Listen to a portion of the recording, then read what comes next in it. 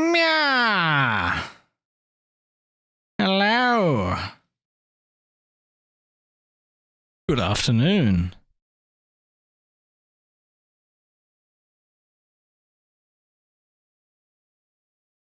I was a few minutes late.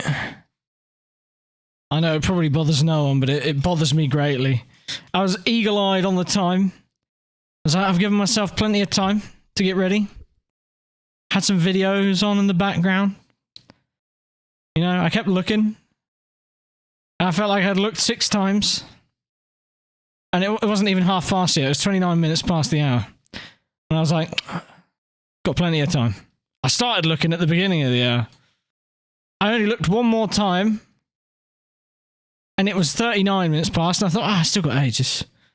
Next time I looked, it was 2 minutes to the hour. I was like, fuck! So I had to quickly rush and finish up what I was doing. Don't know where that time went. Must have blanked out for a minute. But here we are. And yeah, AC. Just gonna go for a drive today. Hope you don't mind. Gonna be pretty chill. Well, I say chill. It probably won't be. Not for me. It'll start off with intent to be chill, and then very quickly turn into me overdriving cars because that's what's fun. But that's the important part, right? Having some fun. Hope you're all doing well. Hope your week is off to a good start. And I hope you had a good weekend as well. I spent a lot of time driving yesterday as well, so I'm still a bit sore. And obviously the race on Saturday did me in. It's the longest non-stop period of driving I've done in quite a while, especially at that level. Felt a little out of my depth, to be honest, but I was grateful and fortunate for a fairly quiet race. I guess that's the nature of GT cars or race cars in general, isn't it? You get into a rhythm, and you know, you're, especially in ACC, from what I can tell, tires are everything, and you know that performance drop off isn't massive, but I feel like you get some unwanted characteristics in your car very quickly when you reach a certain cliff or something. I don't know. Maybe some of you that drive ACC more than me will know what I mean, but that's how it felt to me. I was amazed to find that I had so much tire left on by the end, but it didn't feel like it. It was probably more down to the fuel coming out and then the ride height changing, right? The rear end felt like it was moving too much by the end, but either way, I enjoyed myself, had a good time. Did some AC vibing as well, and the 2CV, I saw you posting about 2CV, and then I saw that there was 2CV racing this weekend at Silverstone in the brick car sort of schedule, if you know what I mean. And I thought, that's funny. Yeah, a nice casual drive through the Sicilian countryside by the looks of it, Ivy. Sounded quite fun, you know? It's like a 2CV series. I don't know what the specifics of it are, but it looks fun. I saw a couple of 2CVs when I went to Snetterton, and I thought, they race these things? And yeah, I know, Bean. They race those. They race those 2CVs. Crazy, isn't it? Yeah, and yeah, look, they look quite fun in a pack. They also look fucking terrifying in a crash. Not that I've seen one, but you can imagine, right? But yeah, we'll be driving things a bit peppier and a bit newer than 2CVs today. Again, I did say spirited driving. Not that there's anything wrong with driving a 2CV, but it's hard to really use the road in a 2CV unless you don't brake for a hairpin. 24-hour race for 2CVs. That sounds familiar, you know, but bonkers nonetheless. Trust you to know these things, Scott. I know you always come in with the knowledge. Anyway, let's see who's in chat. Also, I think the... Could someone test a hello there sound redeem and let me know it's working? Because I had to do some adjustments after the abuse during Saturday's race. Hello there. Okay, they're working. Thank you very much, Chaos. Hello there. Might as well get the hellos out there as well. That sounds like an echo. Hello there. I don't know. Does that sound like it's echoing? Anyone else gonna get one in there? I've just paused the music. God, just one more. I've got to know. Is that, oh. Hello there. Yeah, it sounds a little reverby, doesn't it? I've never noticed that before. I hope that's just for that one sound effect and they're not all reverbing. That would be a bit weird.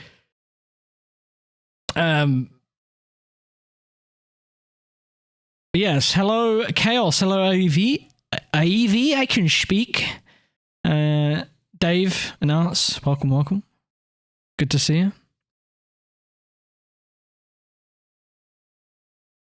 Been running one since 1989. See, there he is with the knowledge some more. That's what we like to see. Hey Todd, Martin, Scott, of course. In the Porsche now, actually feels good in corner exits, doesn't kill me. It's the way in, I think that, yeah, exactly. On the brakes, that's where the event happens.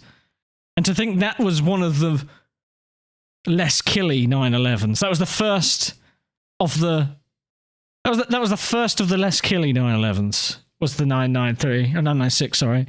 The 993 and before, 993, 964, those were the ones that are actual death traps, from my understanding. So it's a pity we don't have a really good one in the sim, but you know, a GT2, GT category. But nonetheless, that 911 is lethal. I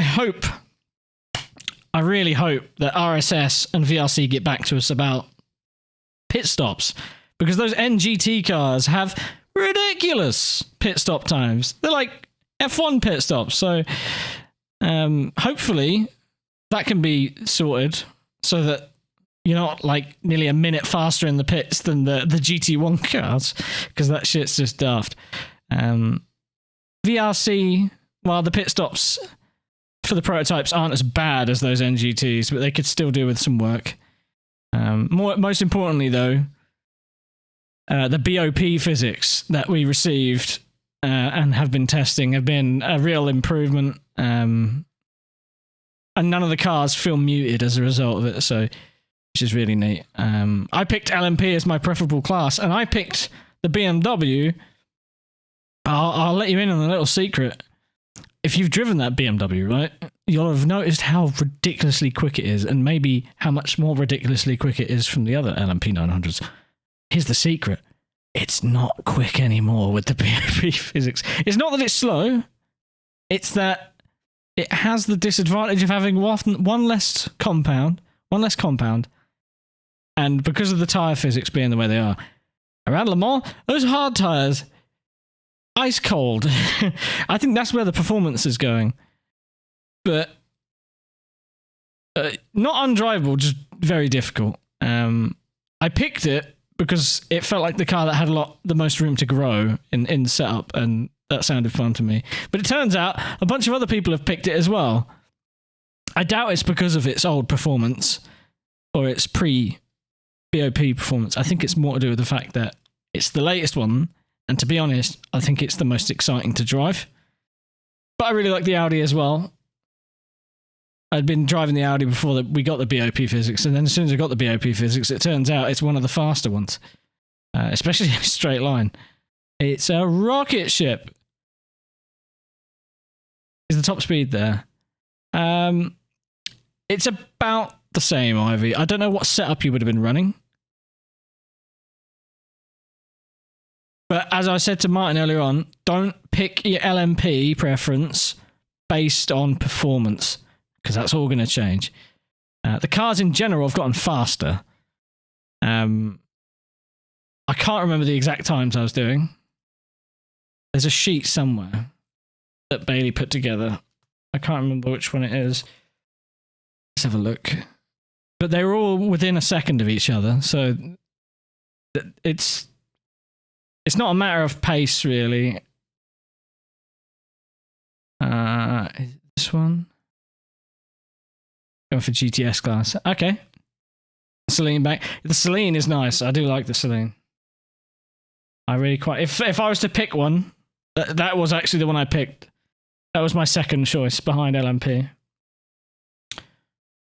How do you put those? Okay. Here's my lap times. So on the BOP, with a full tank on the hardest compound, I did a 3 minute 30.2 in the Audi R8, a 3 minute 30 flat in the Bentley, a 3 minute 30.7 in the BMW, a 3:30.9 in the Cadillac, and a 3:30.1 in the Panos. The Panos, honestly, felt like it had the capabilities of being the fastest thing. But that's with very minimal setup and just a basic copy-paste setup across the cars, you know, minimum aero, really lowering the car. And for the Cadillac and the Panos, they're the trickiest because they have a lot of bottoming out. So you need to really restrict the travel of the suspension so you're not grinding the front end out. There is a compromise to be had there. But I guess that's why they're quite fun cars. The Panos drives very uniquely, so I like it. I fucking hate the Cadillac.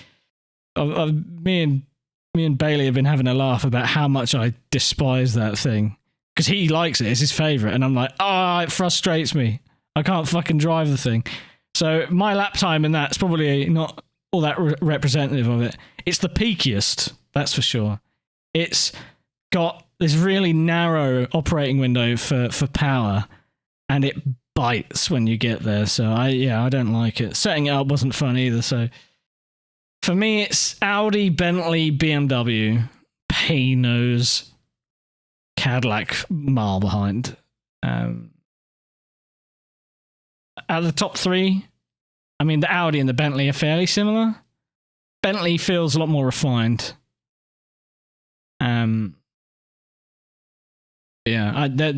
They're all great cars. I'm just not very good at driving the Cadillac. That's quiet. Why is that so quiet? Why is it so quiet? I'm confused. Hang on. Why is that so quiet? Oh, don't tell me I broke my stream setup trying to get my audio working for a Discord stream the other day. Why? We need to investigate. I'm sorry, chat. I need to. Let's have a listen. See, it's not quiet in the tracking thing, so it sounds loud. It looks loud on the audio mixer. So why? Let me look into this.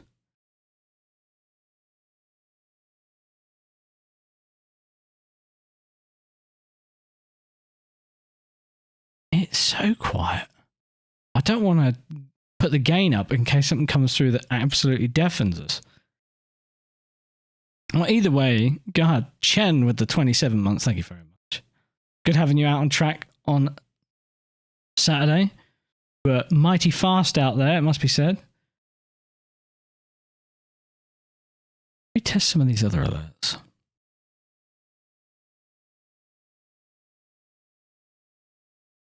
Or not. Oh, there it is. Why is it so quiet?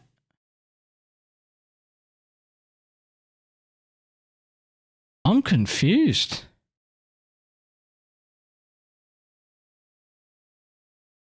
Let me go into my settings. Audio.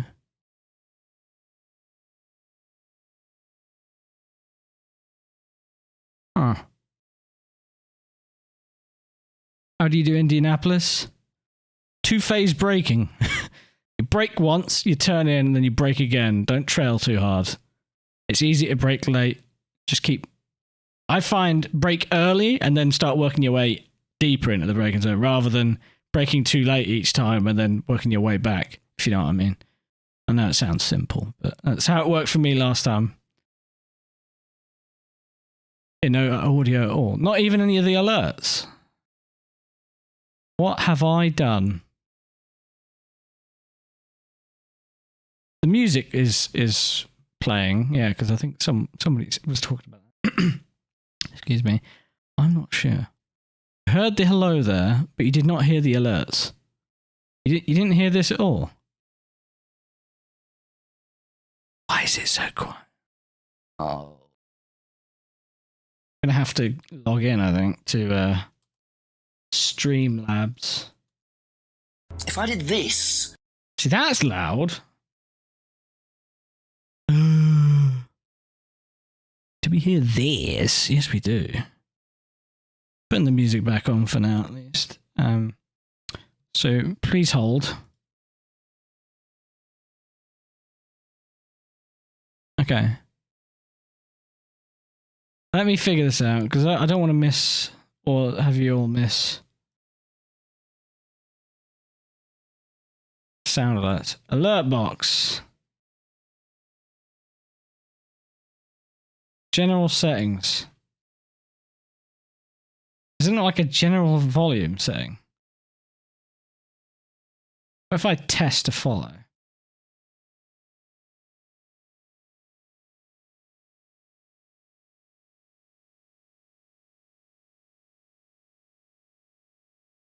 Alert box. Off.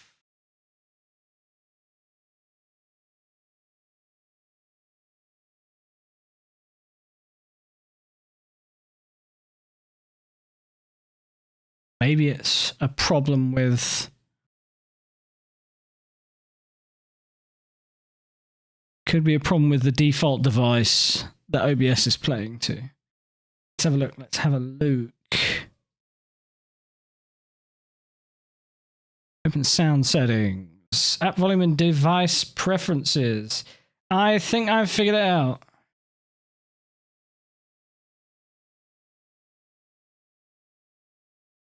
But it might require an app reset. Okay.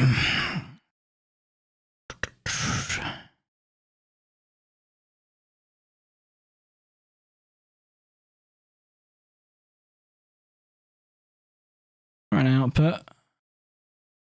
Hello, welcome. Did you hear that? Please say yes, so I don't have to restart. You did. Good. All right. Brilliant. Good. I don't have to restart the stream and anger at least one person for double alerts. Dickbag. There you go. Fujinob. There it is.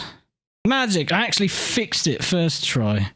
Imagine knowing how to fix things, chat.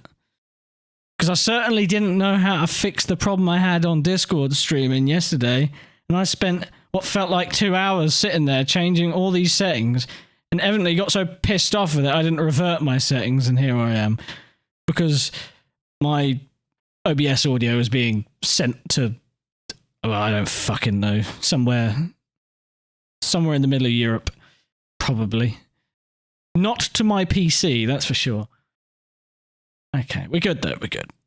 Right. I'm going to load in the track in the first car.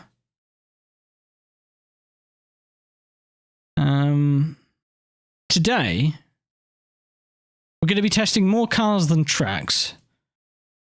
But I'm going to start off at a track I watched a race of just the other night with Batcho and Bailey. An early 2000s. What would it have been? Would it have been British GT? From the early 2000s, basically. There was a TVR Speed 12 and a Lister Storm battling for the win. That's all you need to know. And it was at Castle Combe. And I thought, you know what? I haven't driven Castle Combe since I played Toka Race Driver. I don't know if there's any good versions in AC. And I grabbed the first one I saw, and well, here we are. So I got myself, if the capture keeps up, there it is.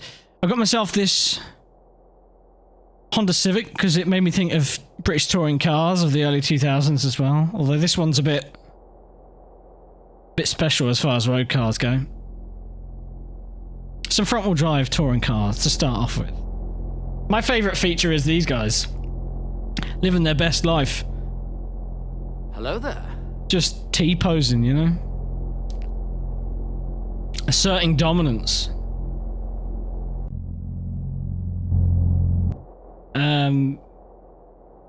So when I first downloaded the mod, first issue I noticed is there was no grass effects. So we added some grass effects. Something I learned how to do yesterday. Although I could probably do with making this bit of road. We can do that right now, actually. This. Be that. But, you know, I've got the object inspector, which Sam pointed me towards, which is a very useful tool. Let me open my text editor. Also really cool that I didn't know is that you can update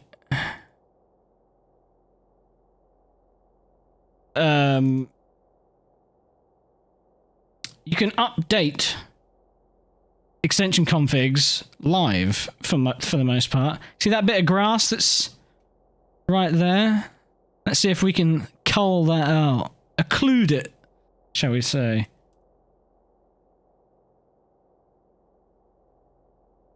Well, it's not worked. Edge D. Where? Oh, I want... Ah, no, not that. I want to occlude it from this.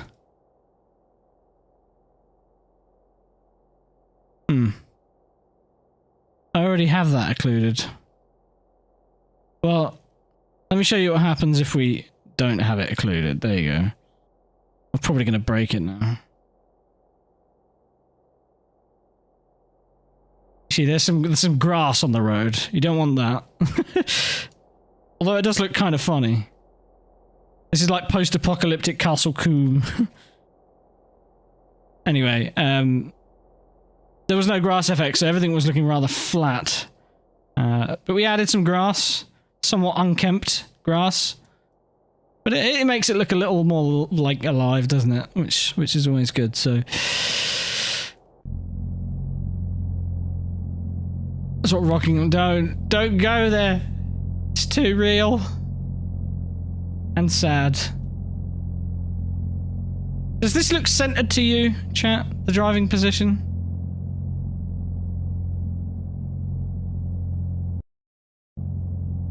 I just realised my wheel isn't even on. Which means I'm gonna have to restart. You say it does? Okay, good. Alright, let's exit so that my wheel has full feedback. Noises of calibration. Let's go back in. Spunky muck fuckface. Hey Nate, how's it going? Hey car guy. It's going alright, mate. It's going alright. Thank you for the 5 months. Welcome back. Doing alright. I hope you're well. Hope your week's off to a good start.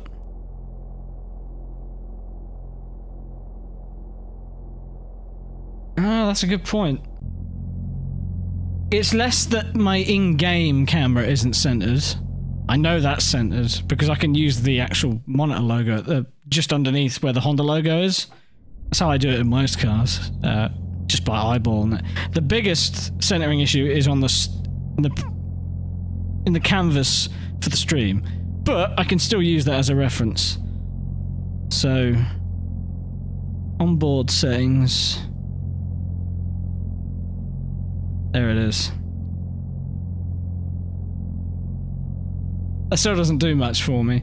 My problem is the transform option in OBS doesn't like to work when it comes to centering vertically or horizontally, purely because my monitors are different aspect ratios and resolutions, which is very frustrating, but it is what it is.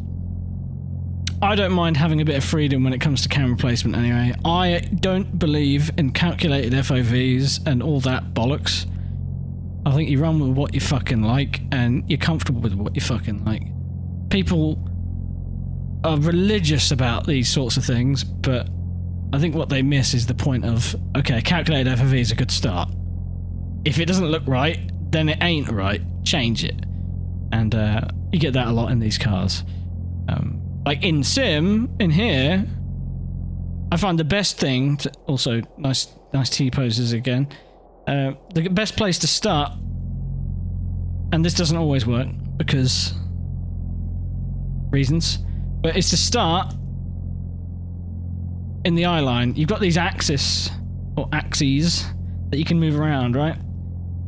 The drive model does not always line up center, but you can start with the eyeballs and then work out your FOV and everything, calculated or otherwise, and then you can move it around. Even if the real life seating position is off center to the wheel, I tend to prefer it if I can center it, so that's why it seems a little off. Anyway, that's enough mumbling and rumbling and the rest. So turn that off. I've got these tires here. I think I'll keep those. I'll put this on the dash as well. Fuck it.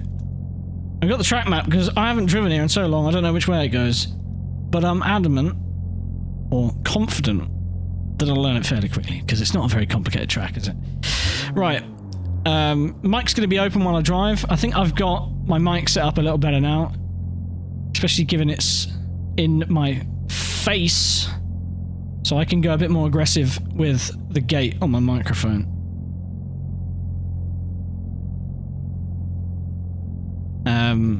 So let me... I just got to make sure I don't mumble, alright? Because if I mumble, then I'm going to get cut off. So please let me know if I'm getting cut off. And I'll push it the other way. Right, so...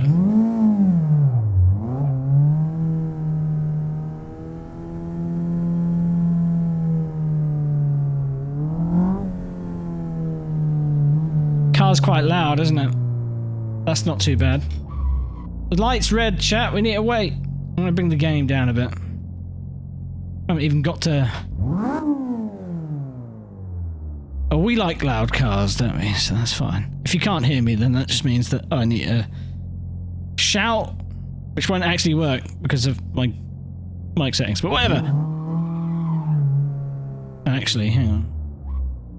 Before I get ahead of myself, I'm going to bring my chat onto the screen. I've switched out what my secondary monitor is in the rig to a 32-inch screen as opposed to a vertical 24 that I can barely see because it's halfway across the room. But still, I'd rather not be looking up just to read chat because my poor neck, chat, it's not doing too well. Right. I'm actually going to turn... Right.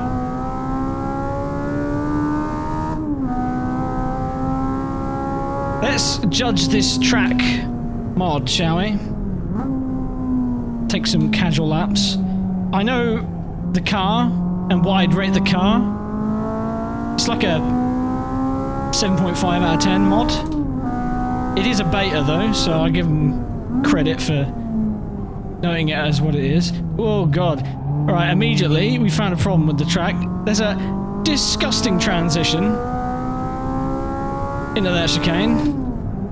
Where am I going? Into the long stuff.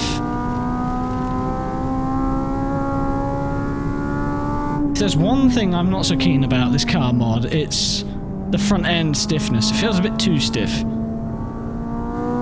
Sounds right there, doesn't it? I'm going on the old layout, fuck it.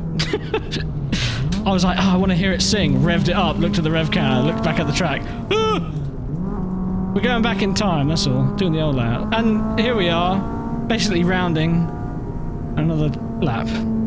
Looks like a Ratio 7 one. I guarantee it's Ratio 7 R Factor 1. One of those old era games.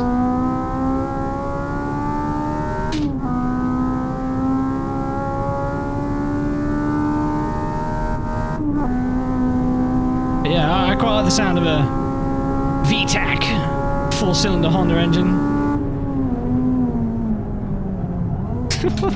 It moves on the brakes. It's got ABS, but the tyres are cold, so...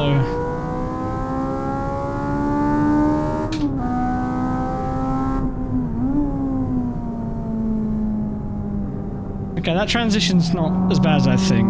It felt like two separate surfaces and I dropped from one to the other. That's why I held on for the bit where I rejoined again.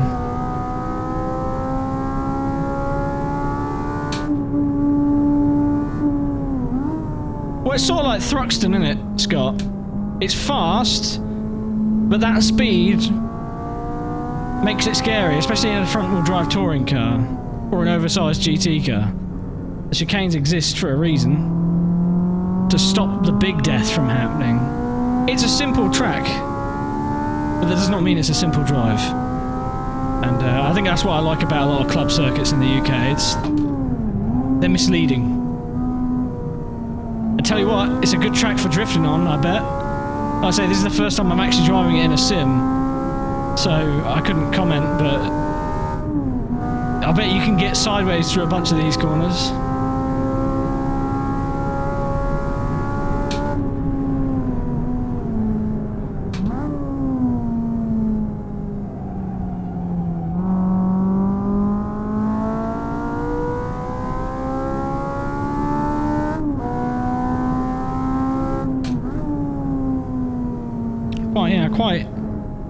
Quite like the track. I don't feel confident enough to push, but I do like Croft as well. This is what I mean. I can't ever listen to anyone's take when they go, this track's better than that track. Because they're all great in their own way. I love Donington, I love Croft, I love Cadwell. I'm enjoying Castle Combe here. Alton is brilliant, Brands is brilliant. Ah, so many good British tracks. Love it all. I don't know if I have a favourite. And even if I did have a favourite, I couldn't confidently say it's better than any other. I think it'd just be to my personal preferences. Like, I'm a big fan of... Oh yeah, can't forget Snetterton. Snetterton... Alright, that's one that I could probably quite comfortably say... that some are better than others, or some are worse than others. I might say Snetterton is worse than the others. I went there in person, my first track venue I ever went to. So you would have thought that would have changed my mind due to bias and everything, but God, they ruined that track, didn't they? I get why. It's getting more presence now, more things can go there, but even 200, Snetterton 200, nah, it's taking it away from me. It's a technical circuit now, even 200. I love the last sector at Snetterton, I give it that credit, it's good. But the 200 with the hairpin at turn 2, and then the infield on 300, it's not for me. It's why I forgot to mention it. It's not a bad track, it's just a bit underwhelming compared to a lot of the other club circuits in the UK, in my opinion. I really love Cadwell Park. It does not suit many cars because the mountain. But in the small cars, it's good fun.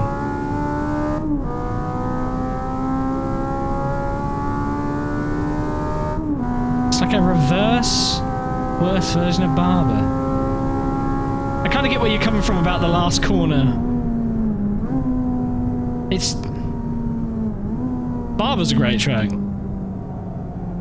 It has the opposite issue of, that Cadwell has, which is that slower cars aren't fun there, I don't think. Cars with downforce are great fun round Barber. The most silly thing I've ever driven at Cadwell in a sim is a Lotus 98T in AC, way back when.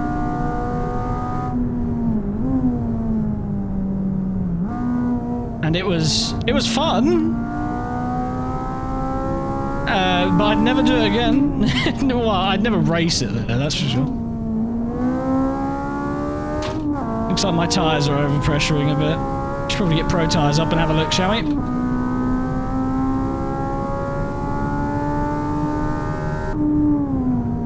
I need to find the line through this last corner because it's all about the second apex. Too busy trying to multitask. So I'm about 3 psi over on the front left.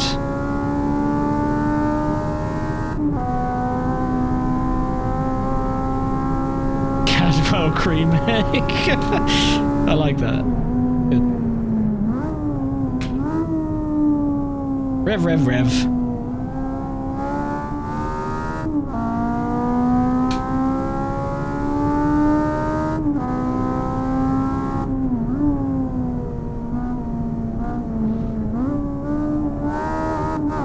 Probably hold third through there.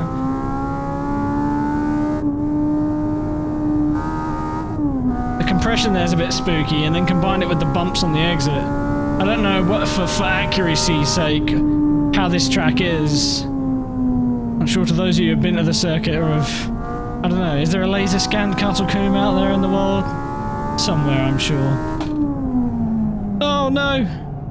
Wasn't looking. This one's a lot tighter than the other one. They're still fast on exit. Let's come in. And let's sort these pressures out, shall we? 3 down. 3 down on the left. 1 down on the right. Maybe I can bring up the pressure on the rear eye as well. This grass is probably a little too unkempt. The pit lane limiter line is a bit early in this game as well. But AC does pit lane limiters weird, so tyres 1, 2, 3. 1, 2. That's good enough. I didn't even look at the setup. Well, first things first. I feel like the car is... Fucking hell, that's a big leap in suspension stiffness, isn't it? Well, you can't quite see this, but 97 Newton meters. The next jump down is 64. I think 97 sounds quite stiff, but maybe it's all in the damper, eh? It's quite stiff, so let's half the front damper. And just go from there.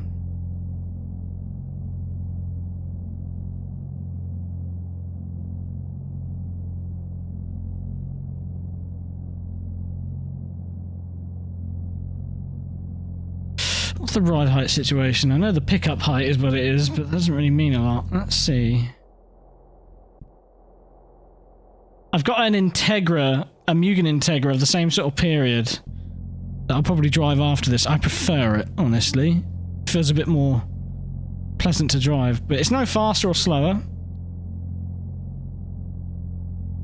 Bit more practice to be ready for Castle Coombe's Hot Hatch Championship. This is what I mean. It's a very fitting car for the kind of British club circuit.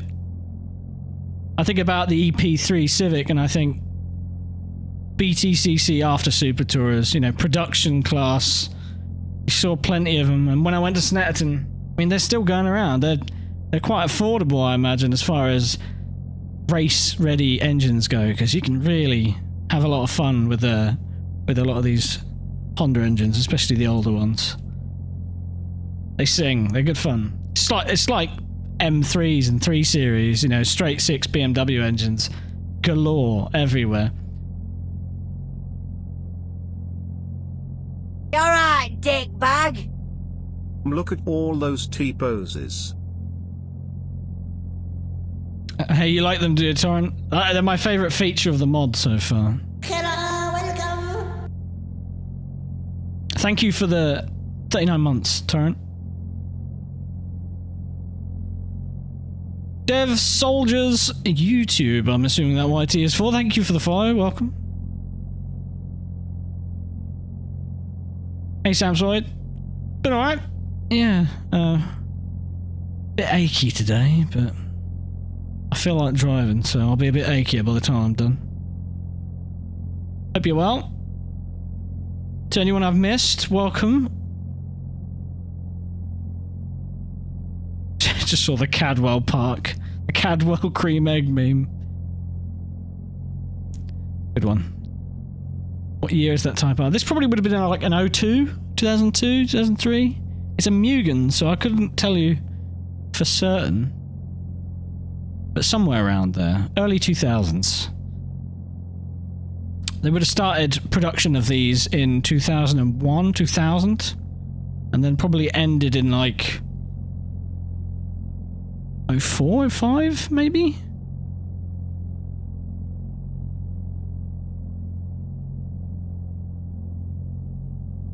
You alright, dickbag? Tarmac cream eggs. Shabby Wabby with the 6 months. Welcome back for half a year. I do believe that is an upgraded sub badge. So thank you for that. Right, should we get out there and try this setup tweak out? Maybe I'll actually focus a bit and try driving a bit more in anger. Sadly, no interactive CD player. Well, that may be the case, because it's an old car, but I've got another mod. Another hatchback. In fact, why don't we drive that after we've driven this? I took a couple of pictures of it and put it up on my Twitter yesterday. It has an interactive dash. Maybe we can watch something within... watch the stream within the stream, you know? No. We'll just, you know, bring up some fresh pints of Blair or something.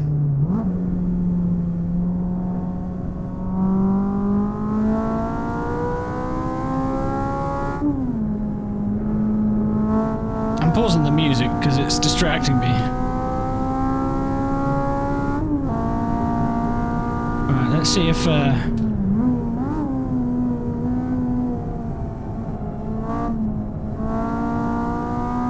see about getting some heating at the tyres. I've skipped the chicane on my outlap again. It's becoming a trend now. You know why? Because I wanted to get rid of sidekick. I was thinking, you know what? Let's get. I'll do you a solid. I'll keep that there so you can see it. And I'm going to turn the track map off because it's probably making bad tendencies. Chat is in my A pillar. You can't see it, but they're right there. Okay, let's see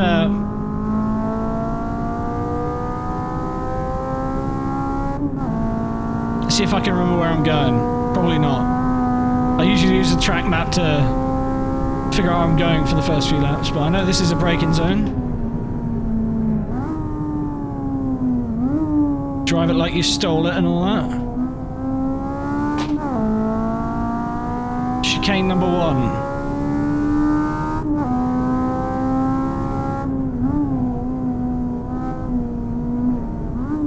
Don't need second. Should hold third. This is a corner I don't really know what to do with. I feel like I want to swing it out so I can floor it over the apex. Oh shit! You can see the damping change already. The car is definitely sproingying around a lot more.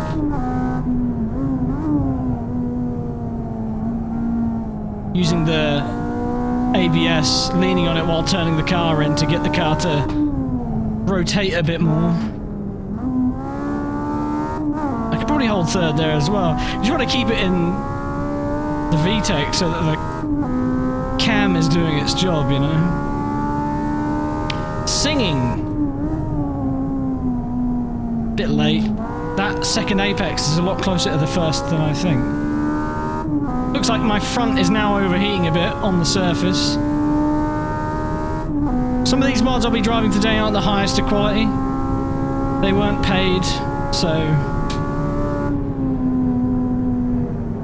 well, some of them might have been like from a £1 a month Patreon thing. I can't remember. I got so many of them from so many different places. Okay. I lost the rear going in. Decided to try and use that as a bit of a Scandi flick. Third was the way though. But anyway, those tyre temps not be the most accurate thing in the world. I feel like they dissipate energy a bit better than they are, but... Hold third. Bit of throttle in the middle to stop the rear from coming round.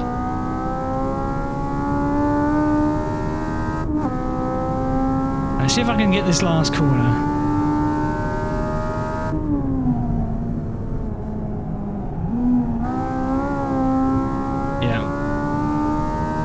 I feel like I'm using the lift oversteer to get the thing to turn.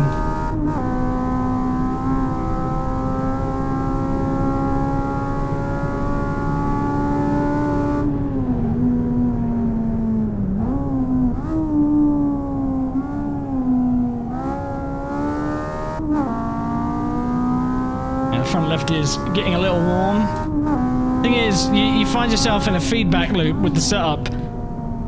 It's starting to overpressure because it's getting hotter, so if you want to bring the pressure down again, you're just going to make it get hotter again, because the lower the pressure, the softer the tyre, the more the contact patch. The more contact patch, the more grip, and the more grip, the more heat.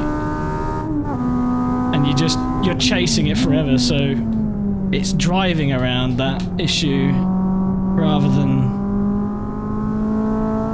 trying to fix it with pressures. I mean, you could probably look into camber and toe values, the alignment of the car, you know, to try and rectify it. If there's a bit of toe out or in, you can try and neutralise that to help. It looks to me like it's running excessive camber, because you can see on the Pro Tyres app down there, the centre is heating up pretty quickly. And, I mean, you also got to realise that we're only really going right here, so if any tyre's going to get hot, it'd be that one, wouldn't it?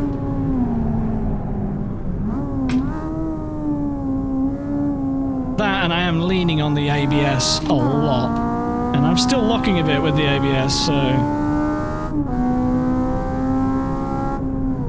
there's probably some heat getting through there as well.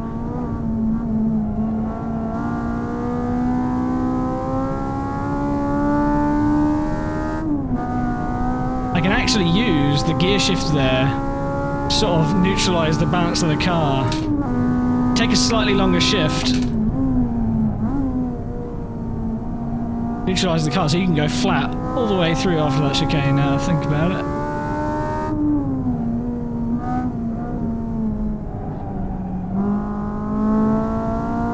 Probably would have slowed it on the apex a little better than that. It's a good drive, I'm enjoying it. Track's cool. Like I say, the surface could be more accurate, I think. I haven't even driven here or seen much in the way of onboards and that, but I can tell it's probably a bit flat, and as I think Scott mentioned earlier on, it's quite bumpy here. Like the elevation, there is something going on at least, it's not flat as a pancake.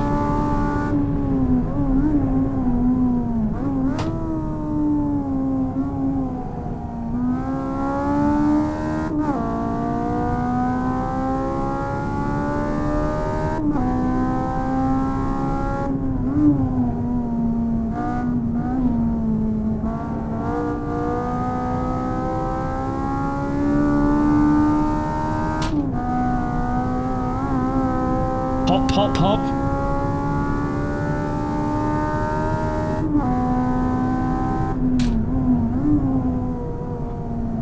Got a good braking marker in the 100 board there.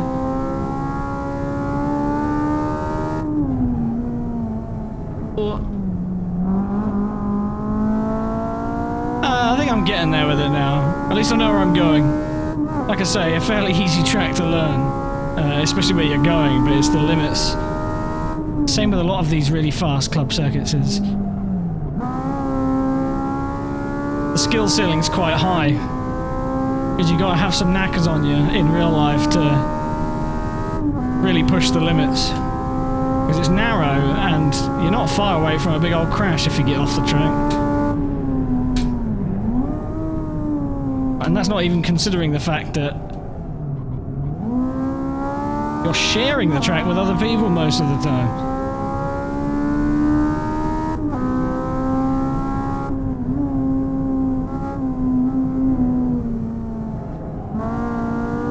Starting to noticed that front left now. You can see it in the grip as well. We're understeering a bit. The chundersteer.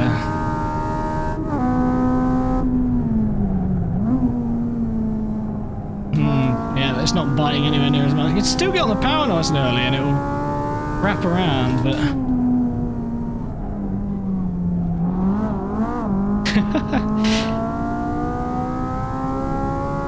yeah, the damping's helped, but you're seeing the negative effects as well. Well, quite like that.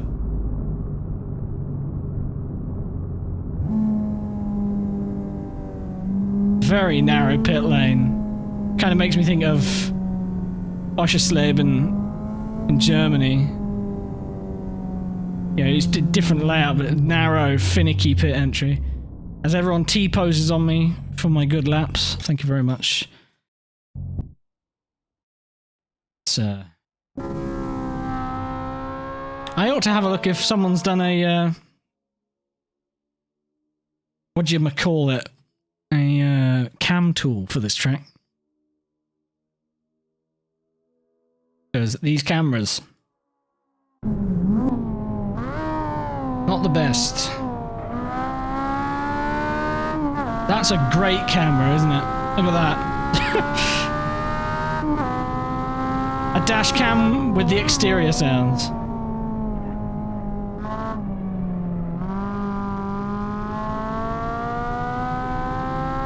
Well, that race we watched, Scott, I say that early 2000s GT race we watched it because Bailey was there, and he was pointing out where he was sitting, and that race was ram-packed with spectators. Absolutely crammed.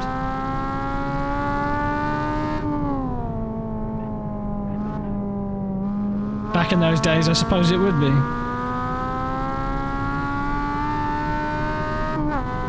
I'm going to quickly have a look, see if I can find a cam tool.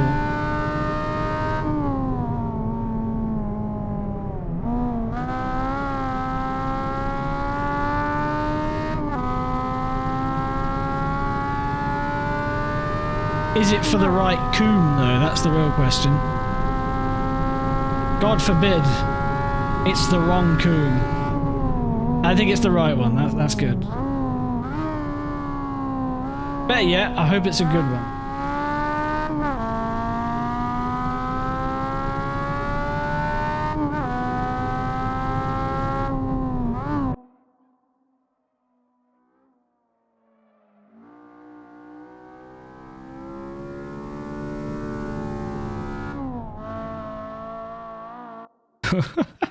It's too stiffly sprung. I think softening the springs would be the way as well.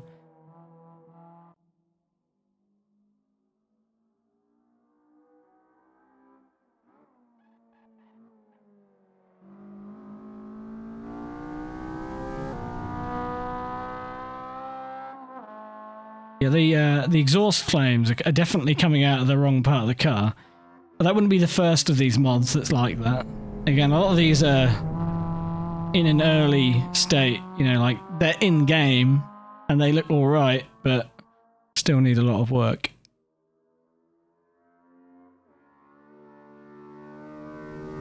Hey Dank! What are these angles? They're a little zoomed in for my liking, but yeah, locking a wheel. You can see I've got the roll going over the front end now because of the damper, but I think a stiffer damper with a softer spring probably would have worked a bit better here.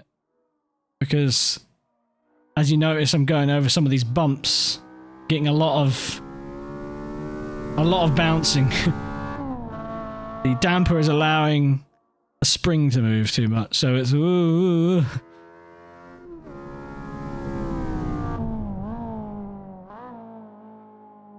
I'm doing alright, Dank. Thanks for asking. I hope you're well.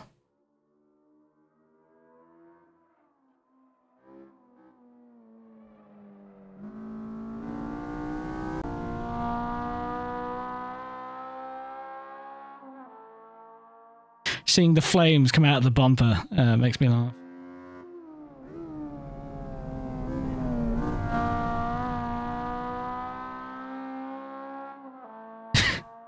Hello, fire. That's not where you're meant to be.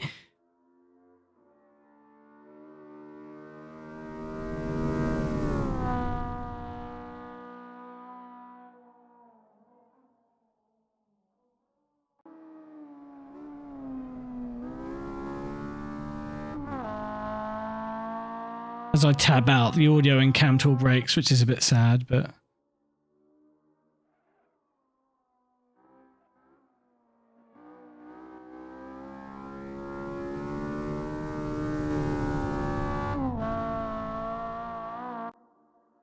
essentially, dang. It's an easy fix. It's just...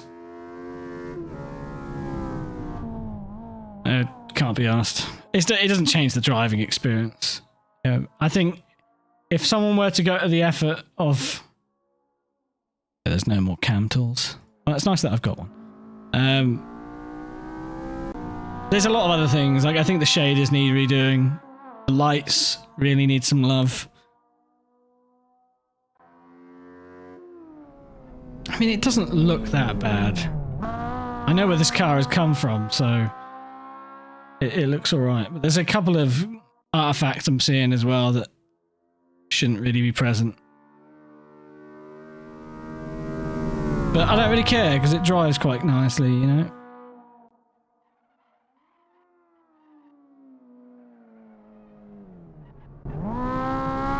Seeing it on entry there.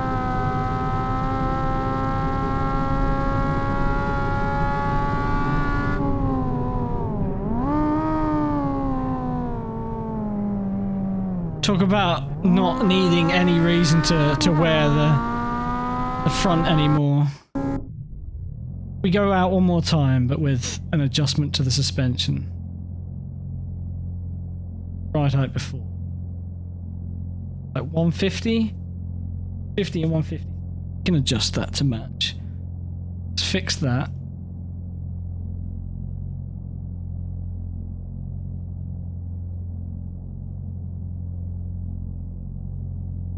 Can I get the right height back? Kind of. Well, that's fine. Can work.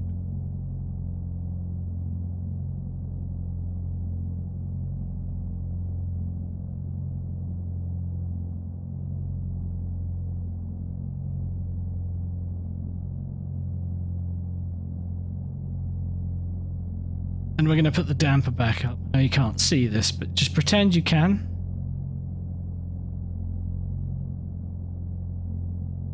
They're all arbitrary numbers and you won't learn anything anyway, so... I'm also going to take a bunch of that negative camber out. I don't need that kind of negativity in my life, you know what I mean? You know what I mean?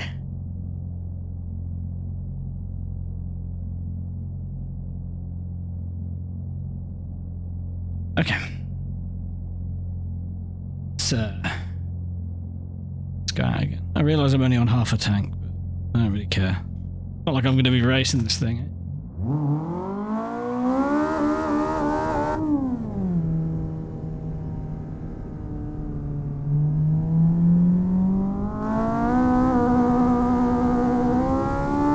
The limiter line comes on too early, and then it ends too late. It's one of these tracks.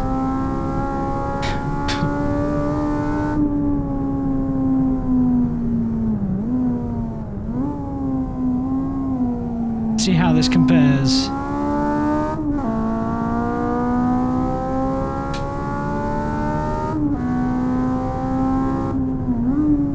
So the tyres come up to pressure at a steady rate. Don't want to bloat them.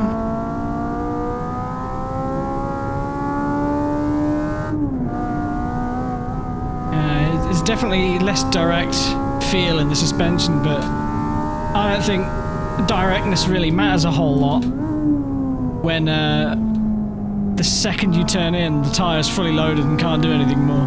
A bit of progression is nice.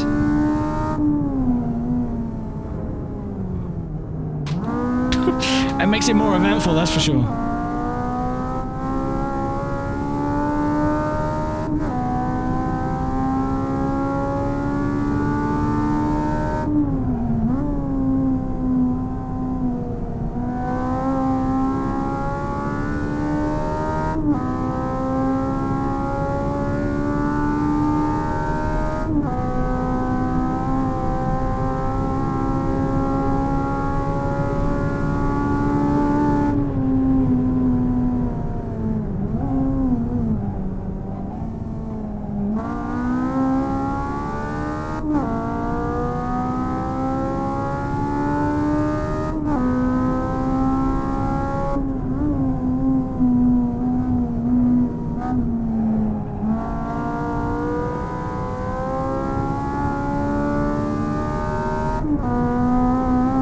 Well, if you got the time, Jimmy, wait until I've done a couple of laps, I'll get in it and show you. But I thought it was alright.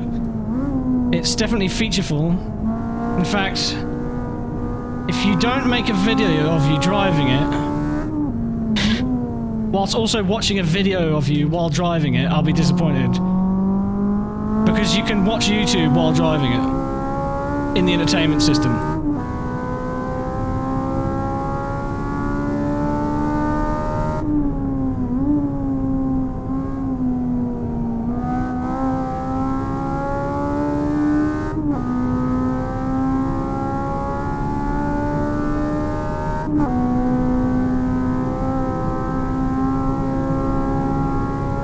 Congrats on the W, by the way.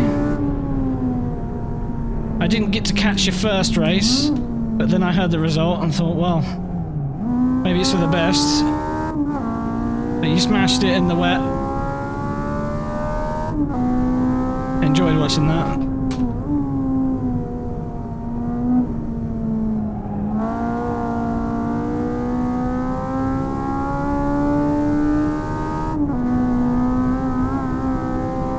First race didn't happen. I'm noticing a trend here. It's working for you. Not that I'd go recommending skipping the first race every weekend, but given how good you guys looked last time out at Donington, I'm looking forward to seeing those last 2 rounds.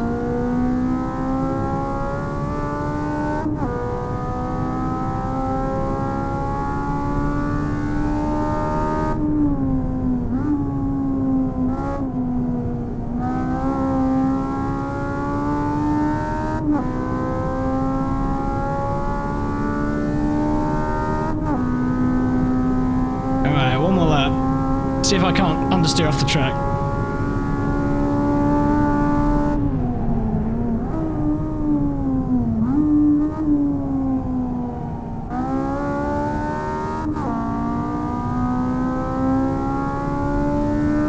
Yeah, there's no good versions. Honestly, I hadn't driven a version in the sim before. And then I came to the realization the only versions are probably from like RF1 and that, which... Oh shit, most tracks in this game are anyway. Like, this bit of road is very highly detailed.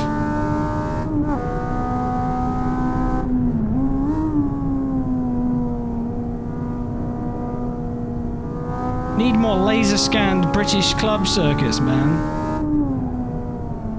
Because they're good fun to drive. Ooh. Well, I can't tell if I went better or not with the suspension changes, because I'm driving like a bleb, so...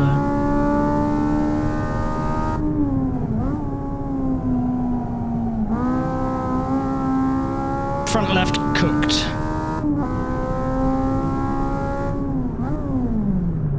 Hello there. Hey, Showmark. Alright. That's enough of that. From one hatchback to another, at very different times. 117, 6. Alright, well, let's switch over. I love it when the Stream Deck. I hate that they called it the Steam Deck, man. It's ruining me.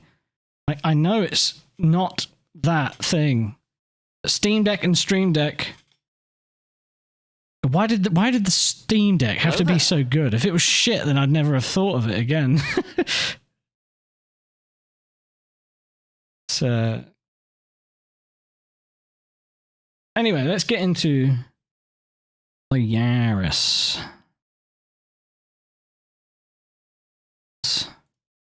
In the piss color. Let's take it to Croft. Croft is funny bumpy.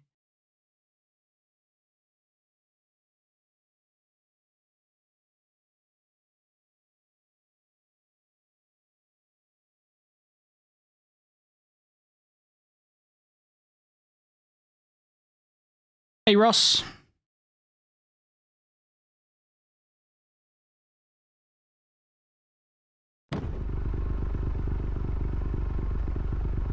A bit of drizzler as well, apparently. Okay.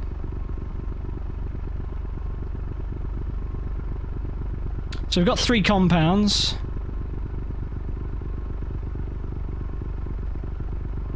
Let me just show you.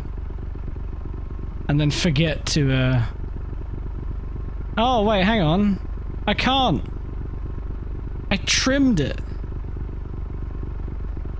How dare I? How about we do it like this? Zoom! 10 out of 10 streaming right here.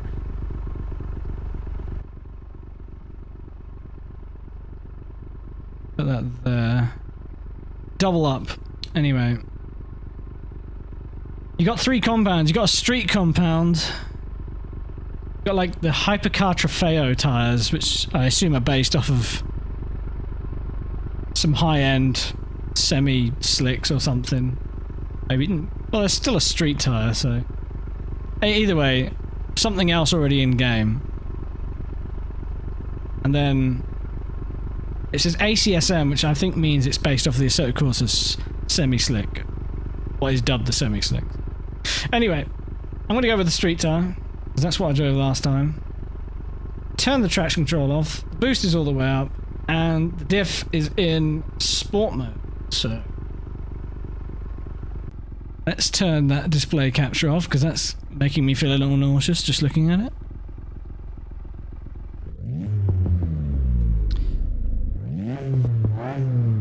Now, I couldn't tell you, because I don't remember what it sounds like in real life, but I like the little pops, the pop and bangs. So, let's turn the wipers on, at least on an inter thingy. There's a bit of rain, but not much. But here, this is what I was talking about. You see down here?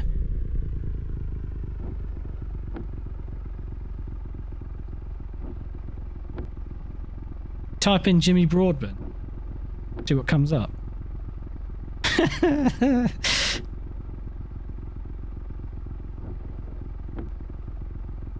Seeing as he is here. Here we go. Oh, look! Look at these reaction videos. My favorite reaction streamer. Jimmy Broadbent. I don't know. Too many options. Carnage sounds good. Don't be loud. Please don't be loud. It's gonna be loud, isn't it? It doesn't even want. Oh, doesn't even want to. It doesn't even want to do it. Oh. Now, when you hear Monaco, a few things probably come to mind. There you go. Gambling, rich people. For me, the time I got pulled over in a Corvette, that was scary. But for a lot of people, it is the pinnacle of motorsport, F1, watching cars dance in a race that's been a fantastic spectacle to the racing world for nearly 100 years. But today we're going to it was picking up there at the end. With lawnmowers instead. I don't know about you guys, but I always skip. If you're in a Discord right now, make sure to Sorry, mate. Everybody. You said, yo, come drive some lawnmowers around Monaco. And let's talk about I don't really, it's but a bit of a weapon. in this instant, I will. Like, Get to the action, you know. Anyway. Maybe 12. But this Honda Ride-On, let's go for a drive. With that from a Fireblade, meaning it produces 109 of your finest brake horsepower, which don't sound like much admittedly, but this mower weighs 140 yeah, he said. Good. This is reality. People watch your videos. Maybe not while driving around Croft, but it happens. Like, but I have to see it happen. He's gonna content ID me now. I'm gonna get my stream taken down. Taking this so seriously, they're like sharing setups for the fucking lawnmower.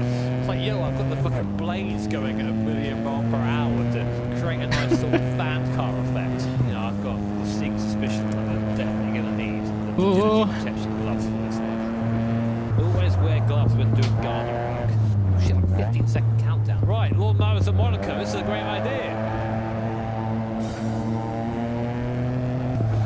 Oh, the start from the back of the grid. Anyway, I won't. Going down to Sandovo. No. I won't do you dirty anymore. We'll get rid of that. Let's just have the in-car GPS on so we know where we are. I'll have to upload it to YouTube so you can watch it. It's like Android emulation, but it's very narrow on what it can do. But it can do YouTube, it can do GPS, it can do Spotify integration. Well, kind of Spotify integration. Like if I put my music back on, can have it up there, but it doesn't do artwork. It just reads it off of the Windows app sort of preview stuff.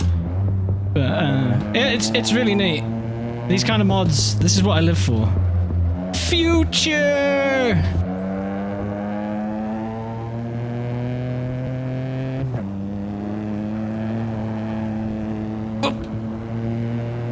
It's so short, this car. It's such a tiny wheelbase. The car's wheelbase feels as long as the car's width. It's literally a nugget. It's a square.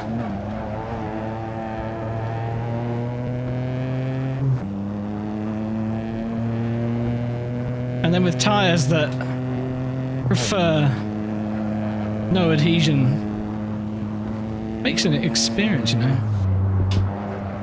Whoa, alright. But then you got the diff settings as well to make it a little less murdery.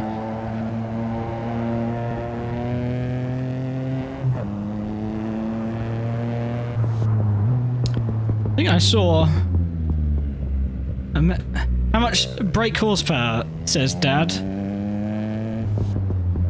I don't know.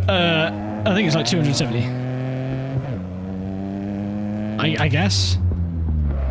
It's around there, isn't it? Whoa. Such an impressive package, this thing. 4-wheel drive. And it weighs so little for a modern car. It's got everything, really, hasn't it? Pocket rocket. Don't get many of these anymore. This track probably isn't bringing the best out of the suspension. Makes it feel a bit wobbly, but that might also be the mod, so... But, it's pretty good. Is that a puff at about $6,000? Okay. Oh, so it's taking some artwork from Spotify, I guess.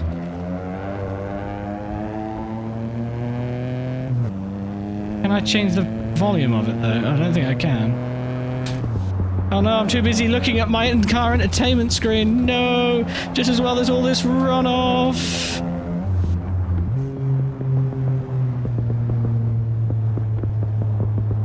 Yeah. It's neat, isn't it? Oh look, I can read about the car as well. What the fuck? I can read about the car. Alright. Cool. Wait, hang on.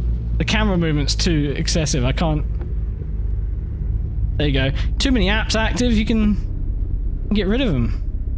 I think. How do I don't know how to get rid of them.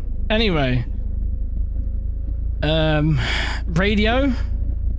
Babies, we learn the texture of things by putting things in our Actual mouth. radio. We do. So it's actual science.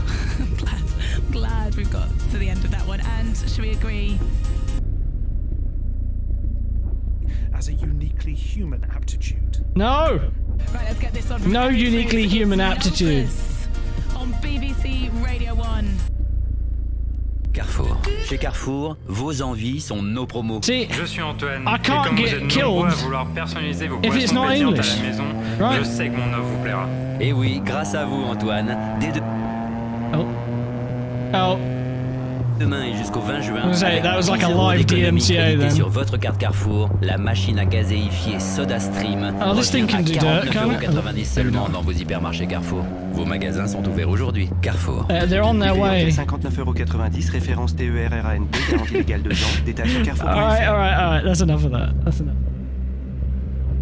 See, this is the problem with cars like this. I don't end up fucking driving the car. I end up sitting there going, oh, look at the time. Set an alarm. Whoop, whoop, whoop. There is one thing to keep in mind, though. If it's anything like the Alfa Romeo that had all this functionality in it, after a while, my poor computer, I think it had a memory leak or something, because CPU occupancy just ramped up until the game basically crashed. What's this? Oh, that's what I was just looking at. I'm on the grass now. Whoops. Oh yeah, rear view camera as well for parking, in case you ever needed it. Look at that! And then as soon as I get in first, it disappears again. Because that makes sense. Alright, should I actually try driving it? Instead of playing? I mean, woof. Bloody hell.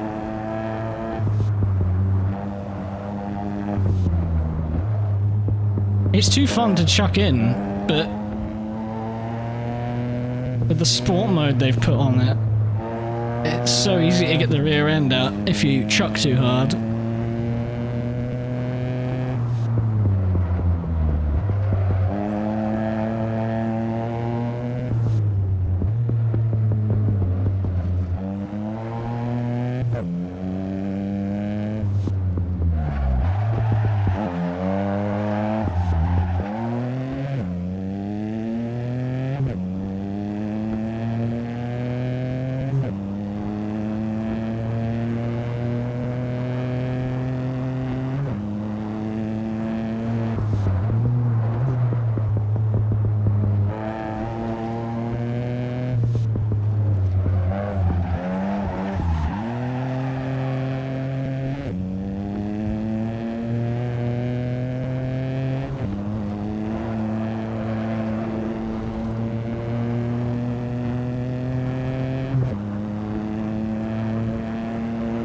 Hey, thanks, Gam, and thank you for the follow.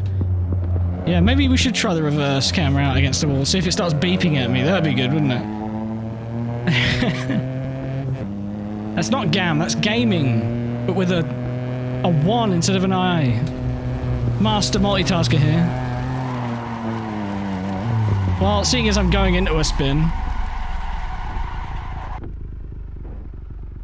Oh, you go into reverse?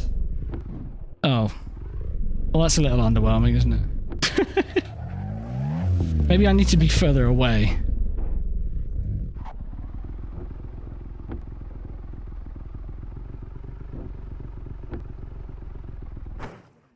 It doesn't beep. But it shows you... It shows you the sort of angle of the car. And when you've straightened out, so... A hilarious amount of depth. Which I always appreciate.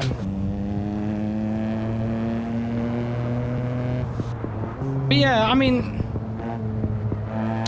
It's AC at the end of the day. The car's not going to be perfect in the physics department, but it's fun. And that's what matters to me.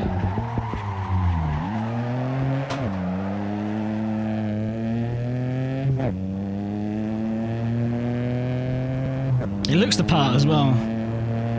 That might have something to do with where it's come from. If you know what I'm saying. Because I think I know where it's come from. Do you guys know where it's come from? It should be pretty clear if it looks this good.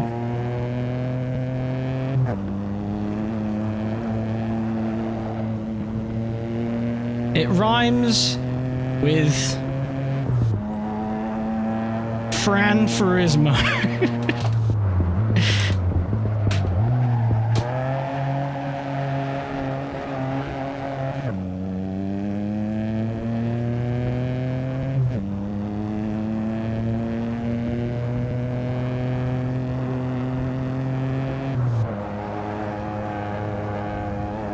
Well, you know how Jimmy said, imagine original content in 2022. Imagine original scratch-built mods in AC. ever.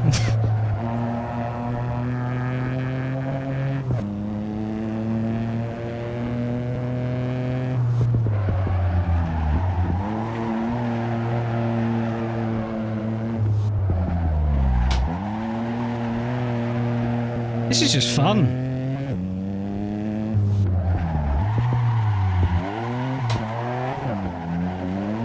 The tires. Well, it's a fun drive. I like it.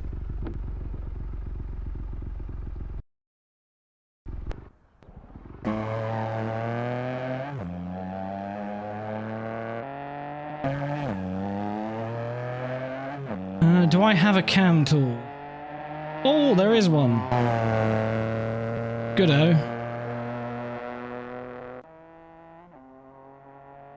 Although, my game is stuttering like a... Well, the stream is.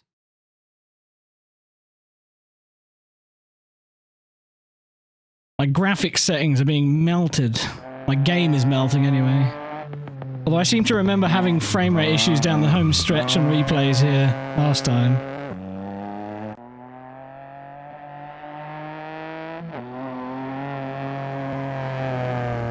The guy driving it has such a serious face as well.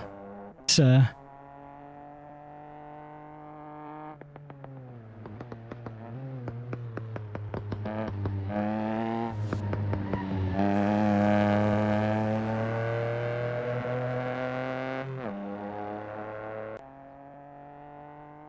catch a glimpse of him. There he is. Oh, there I am.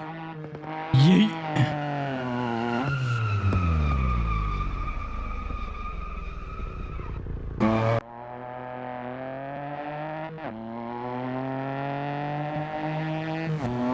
Ready for the frames. Here they come. Slideshow time.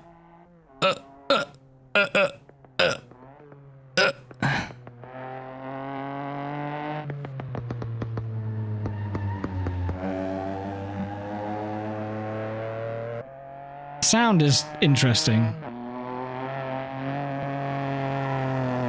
I don't remember what one of these things actually sounds like, so it sounds peculiar.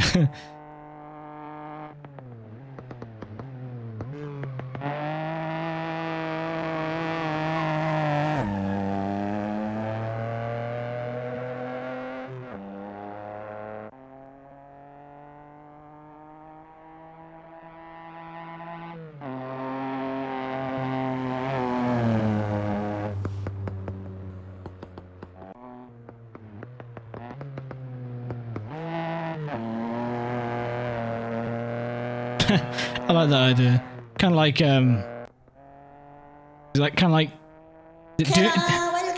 Doom guy when he's getting more and more hurt. Like different faces. The occasion. Googly eyes. That'd be pretty good as well. Physics-based googly eyes.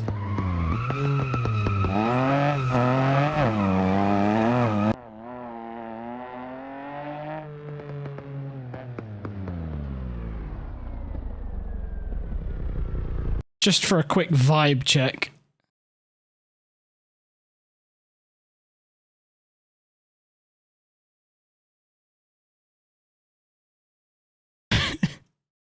Let me change the conditions so you can see his lovely face.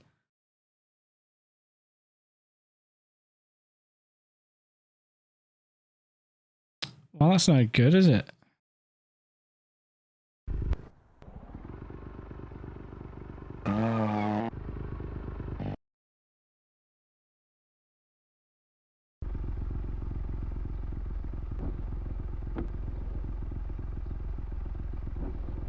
Needs to be a bit brighter than that, doesn't it? Maybe changing the FOV will make it fun. Needs to get in closer than that. Hello, mate. How's it going?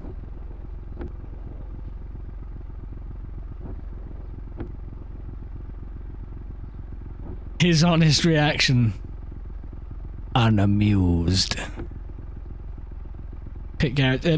It's something at... Well, I'm below the world now. And because of the FOV, I can't tell where I am not in front of the light, but more importantly, it's probably the roof of the car. Let me see if I can... Come on. Come on, get that light in my face. I can't. Oh, he crashed.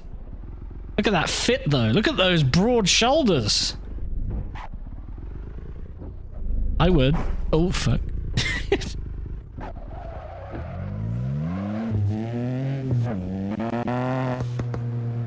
The camera couldn't tell if it was in or outside the car then. The gloves, yeah, you can clearly see they're trying to go for like driving gloves, and you see the knuckles there. Like, oh, that's meant to be skin, but it's just flesh-colored cloth.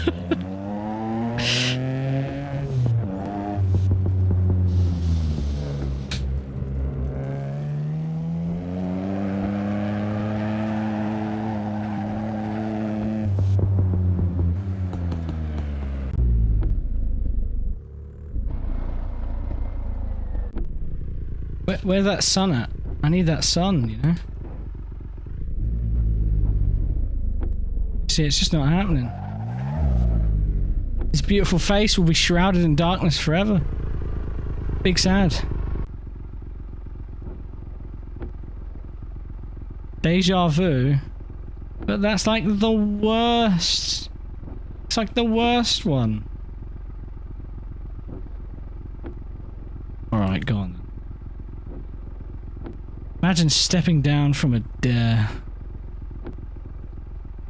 Who the fuck made that song? Here a beat. D for D's nuts. Got 'em. And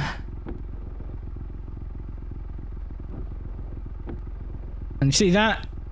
It's in the app as well.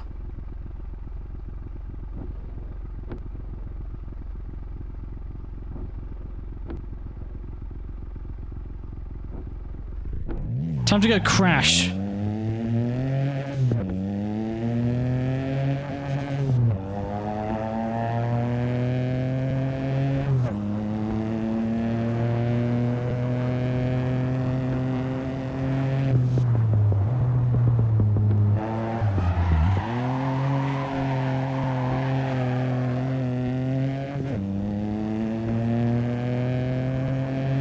Yeah, boy.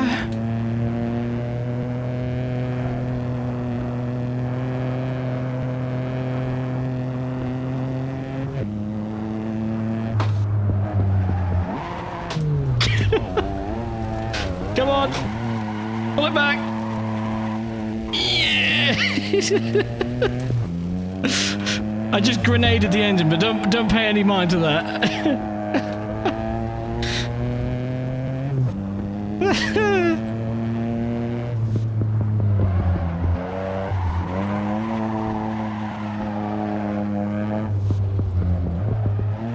Ah!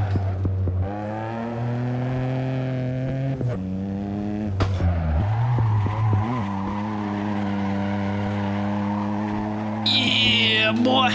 Whoa. It does have a drift mode, that is for sure. I don't want to drift through here because I'll just die. Fuck it.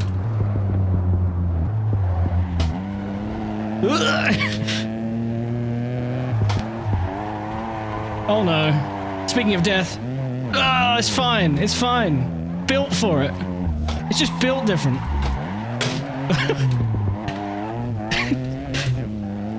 It's just one big ongoing accident. It's fine. It's all good. Come on.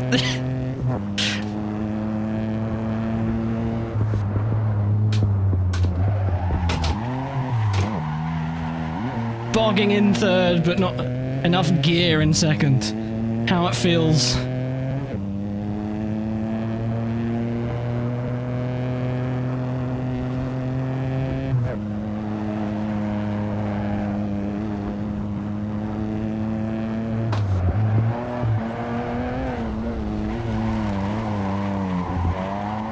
Oh, we're going...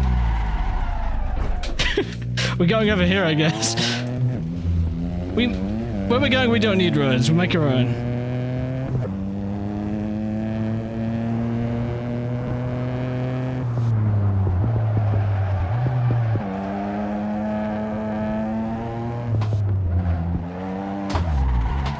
Other side of the fucking tires.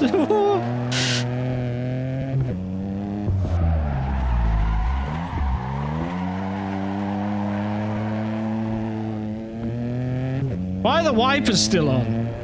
I just realized.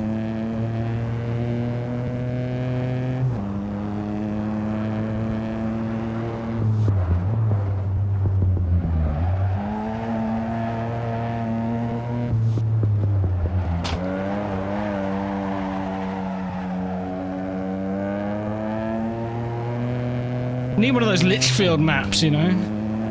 Bit more grunt and a bit less tire.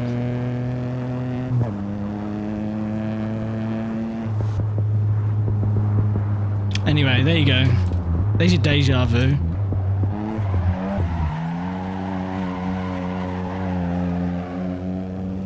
Over to under, my favourite kind.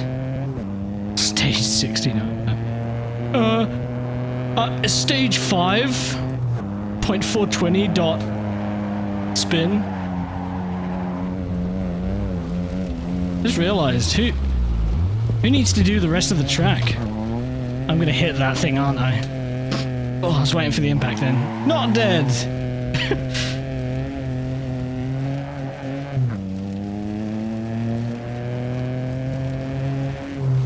Use the grass.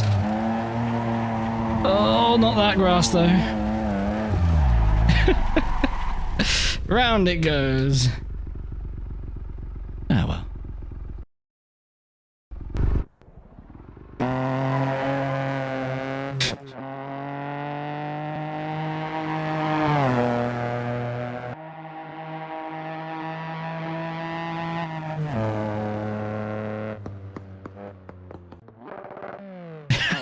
That was me grenading the engine.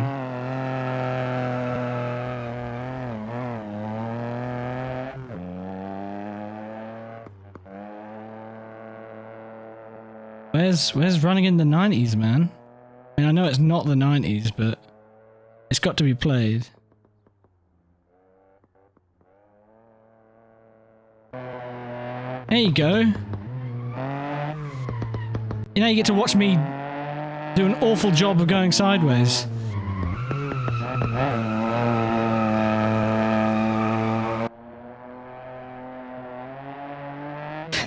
He looks so goofy.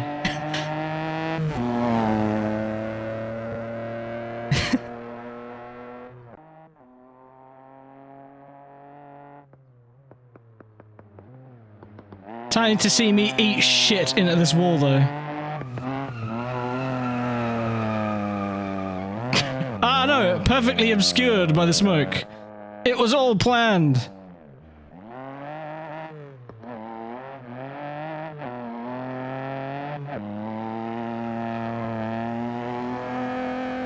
Raw talent.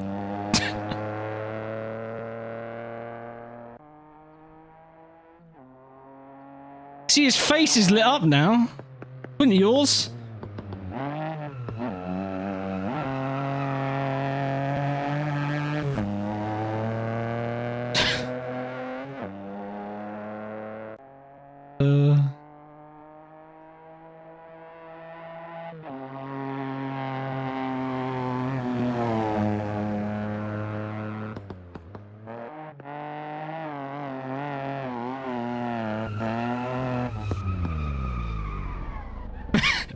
Bonk.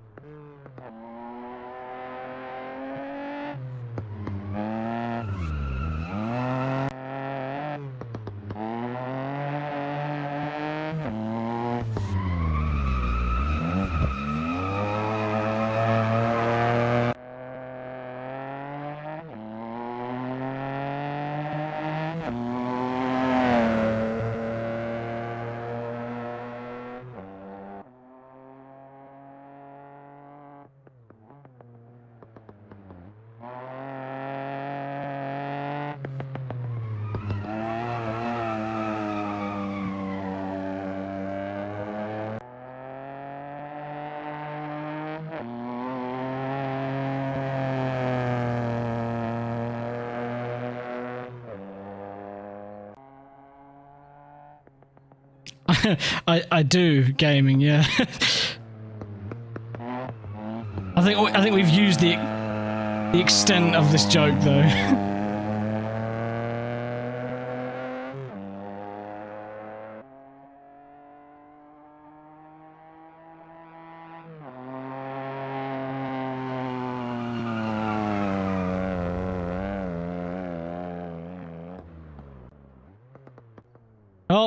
Oh, camera got stuck.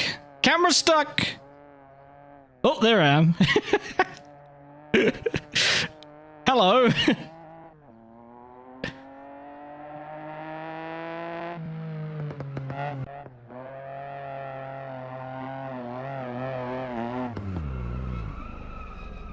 And there you go.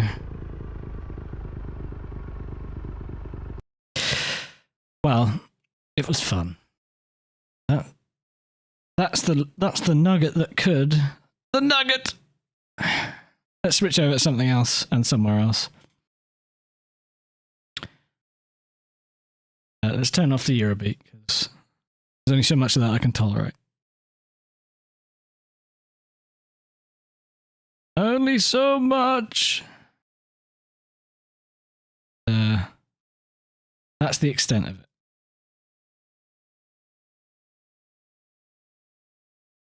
Yeah, I thought that as well. I was like, why is there 555 on the Toyota? Like, all of the skins have that exact same... the exact same plate on it.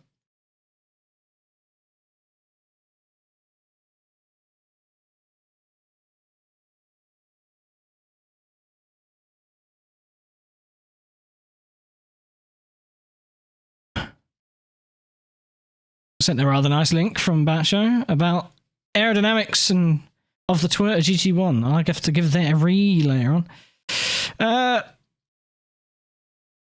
Okay. Where's this? Kind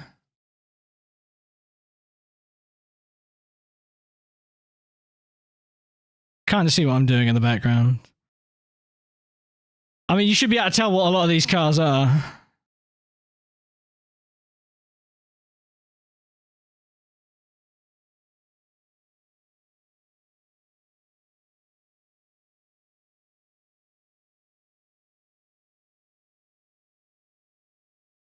You know what, I'm going to drive this because I quite enjoyed driving it the other day. Let's go to Cadwell Park then. We were talking about it earlier on.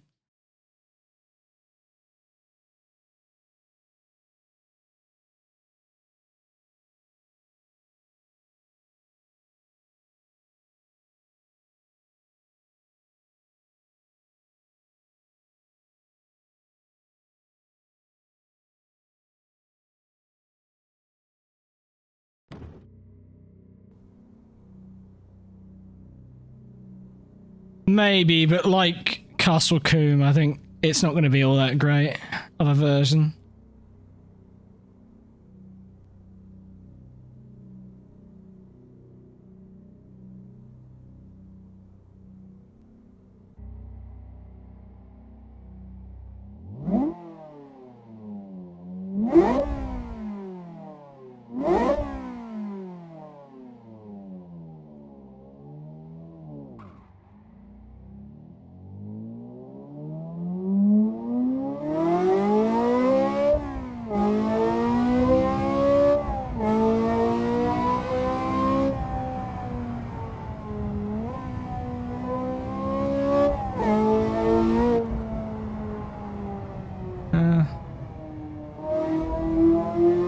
It's looking a little dark, isn't it?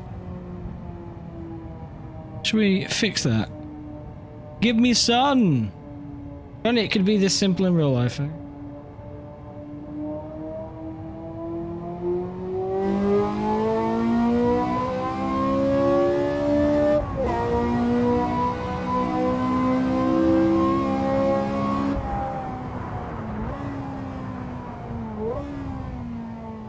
I've got two versions of the 355 challenge car. This one that's built for public roads, road legal, and then I've got another one that's race spec that if I'm ever going to do a series in AC, I feel like that's got to be one of them. Because it's really quite easy to drive on the slicks. Probably too easy, but...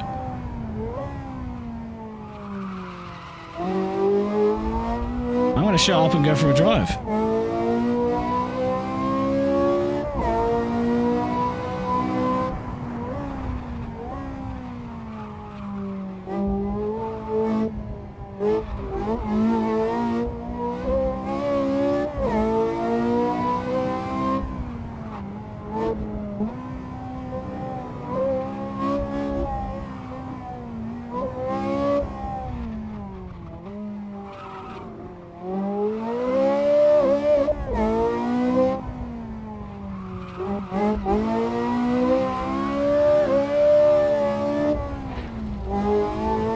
And by drive, I mean drive into the wall. Because it's just that nice, you know?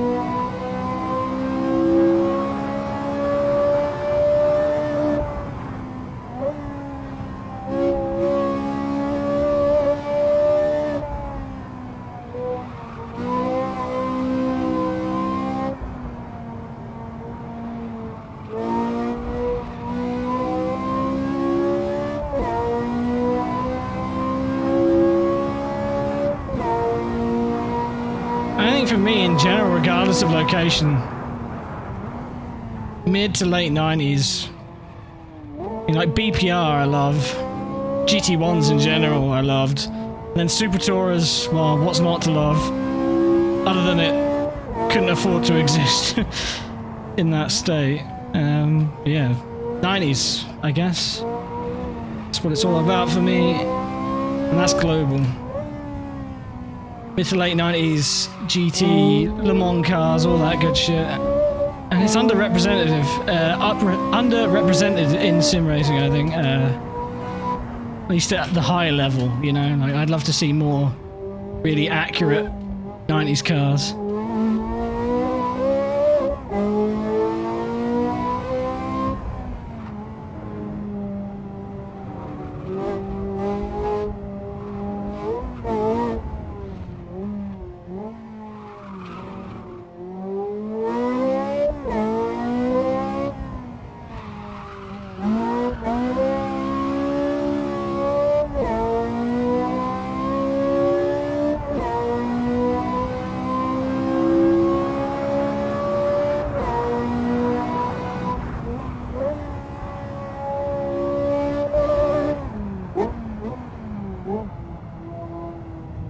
The mist shift. Anyway, it's a great car to drive. It sounds wonderful.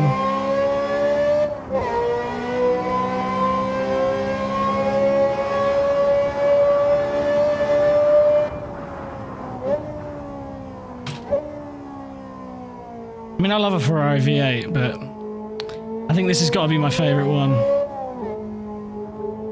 Like, I really like that NGT car that RSS made, the 360. And that sounds great, but I think this just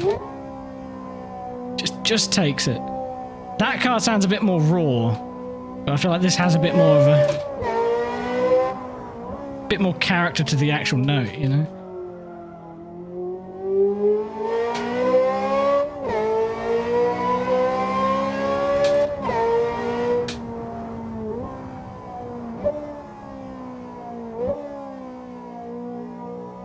Don't even need to go faster on this thing, just...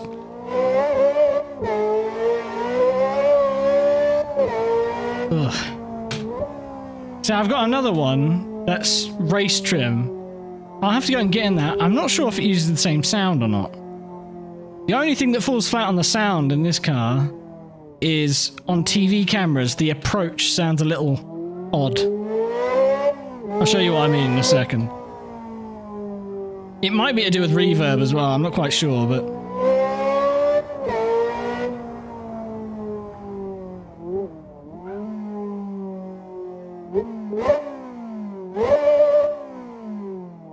Nice noises.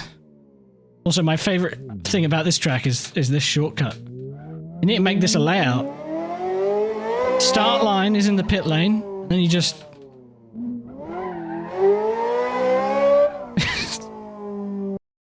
Imagine. Do it on quad bikes or something. Do it on little go-karts.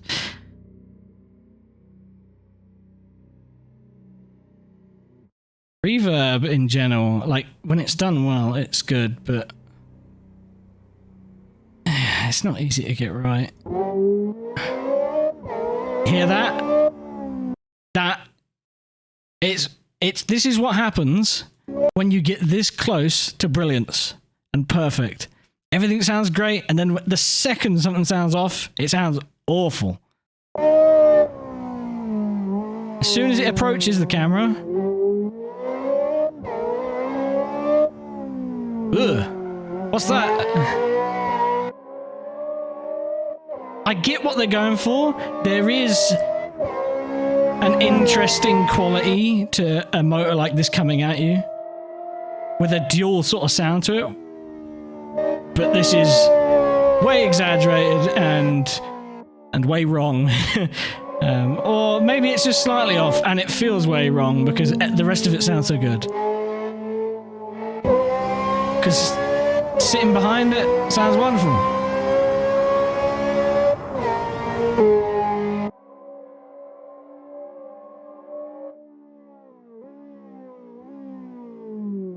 As long as you're not in the throttle, it's okay.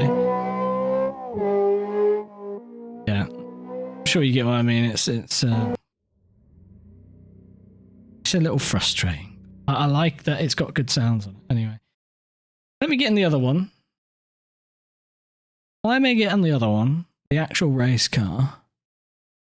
The race car, and then we'll see, because I've driven both of them. I drove this one quite a bit yesterday. And I thought it sounded perfectly fine.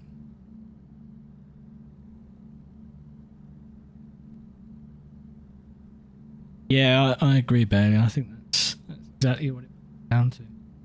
It's why it's thinking about like... Sorry.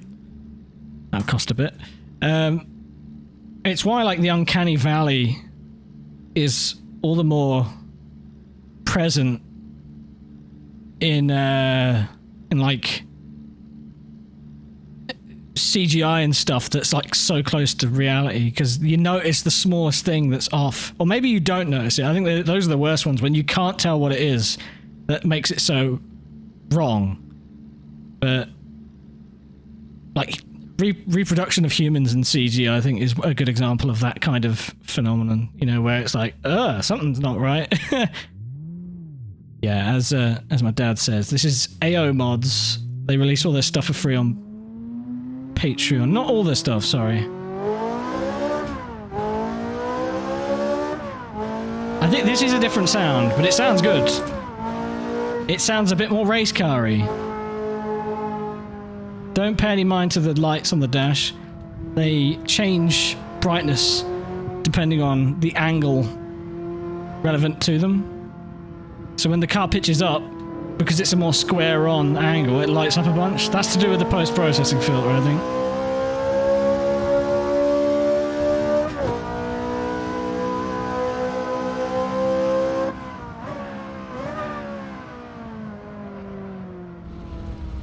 The brakes aren't warm to start with. Whoa, whoa, whoa.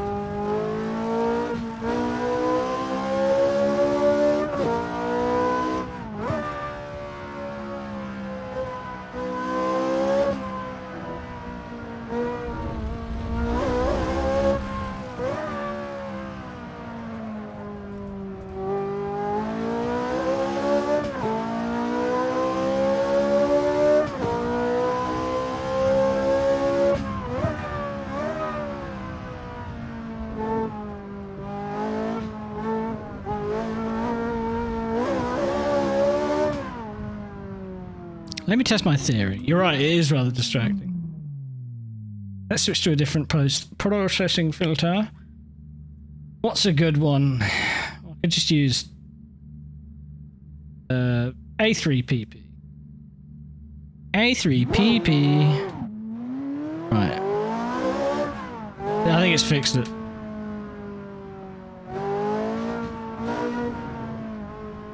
It's not fixed it. Maybe it's car specific then. So there's actually a setting to do this effect. You kind of got to trick the system a bit, because you know how it is with lights. If you're looking at them directly on, you get the full beam. But as you sort of rotate away from them, you lose the glare and all the brightness, right? So I think CSP and the game does something where, like, it basically can track what angle you are relevant to the object, and then as you angle away, it becomes dimmer. I think they've gone just too aggressive with it here, where bang on, it's really bright, but then when you dip out, it's suddenly like, it's like there's two settings. It just looks a bit odd. I'm just going to blame Italian electronics and gravity. I mean, we're at a good track for it, aren't we?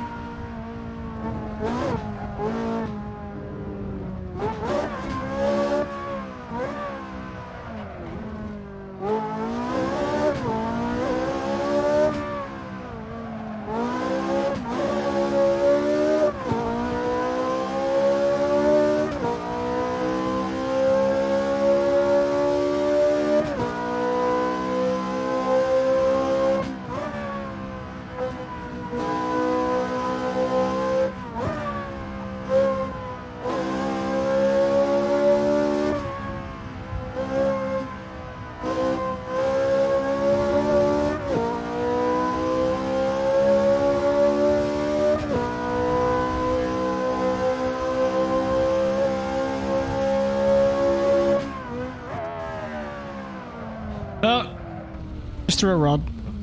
Nah, it's all good. The thing about virtual racing cars is you don't have to worry about these things. Unless, I don't know, you're racing and that's actually modeled, but absolutely money shift it. Yeah, I know. I get what you mean. I think it's just because the elevation change here is all at once. Like, look at this fucking drop. It looks steep in game. You imagine this in real life. It's the same with like the corkscrew. You look at it in game and you're like, oh, that's kind of steep. And then you look at someone on foot at the corkscrew in real life and you go, oh, it's not just steep. That's like I'm gonna have to get on all fours to climb up it. Turn the lights on. The lights are on. If you turn them off, you get rid of the issue.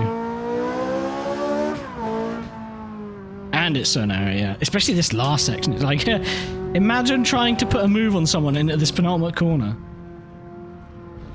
You know some mad cunt's done it. In a car, no less. Like, I know bikes are best suited around here, but...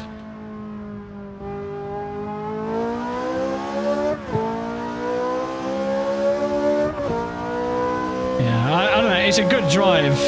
Even a car like this feels ridiculously quick and big for a track like here, though. This first section's like, oh, this is nice. It's kind of scary because I can't see where the fuck I'm going. So track knowledge is really important, especially here. It's like, where's it go? Oh, we're turning now, okay. And then you can see where you're going later. A real roller coaster. It's awesome. Like, what was nature doing when they created this bit? Did someone sit? Did a giant sit in these hills? Is that what's happened? Because, like, there's a giant fucking crease throughout the circuit.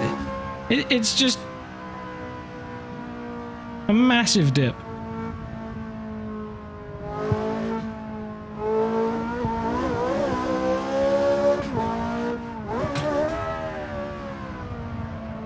Excessive blipping.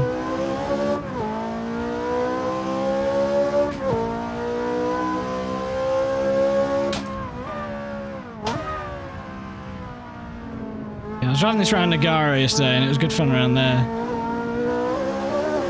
It feels a bit more alive around here because it's nowhere near as flat.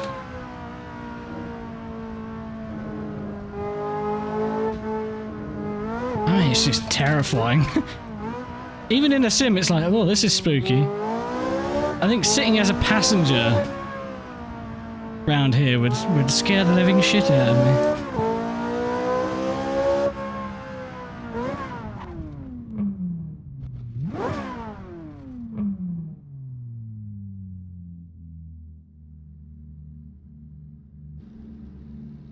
Let's have a listen to the TV cam. Much better. I do feel like this sound on this mod is maybe missing a bit of the character the other one had, but I think it's a much better rounded one.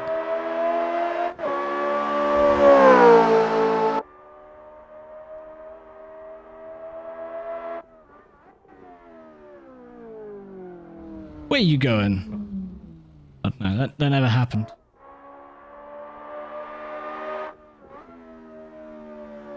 It's such a tiny paddock as well, isn't it, Scott? Absolutely diddy. It's just as well they can't have many cars here at once. Do you think people might be encouraged to do something really stupid?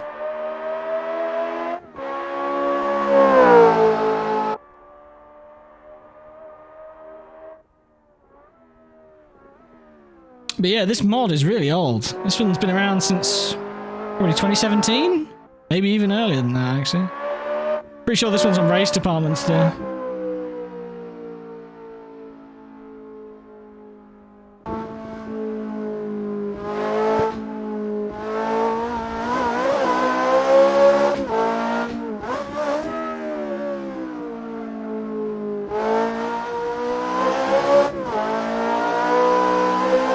Changing my PP filter back. I'll tell you what ruins it though. What is that? Unnecessary CSP extension nonsense. In the bin.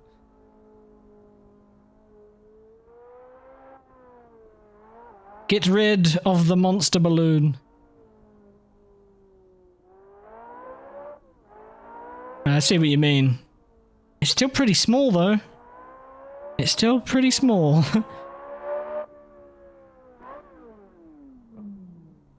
I remember watching Micra's race here once, and someone got driven straight into this wall here next to the pits.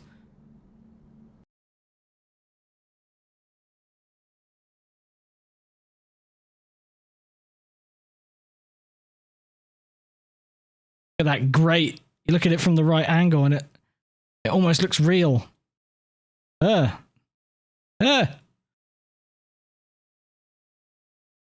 you get on top of it and you're like, why is it angled?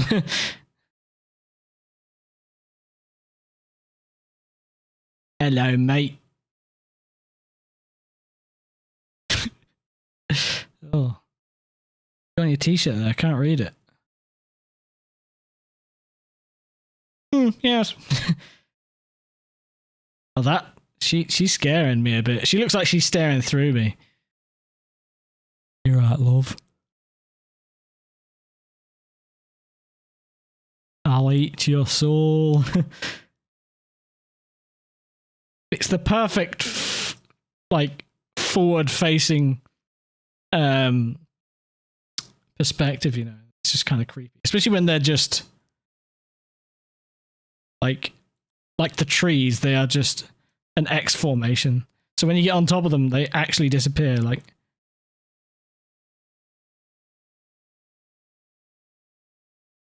where'd the guy go? He's gone, and then all of a sudden he's back again. Yeah. Woo! Ugh, staring at me again.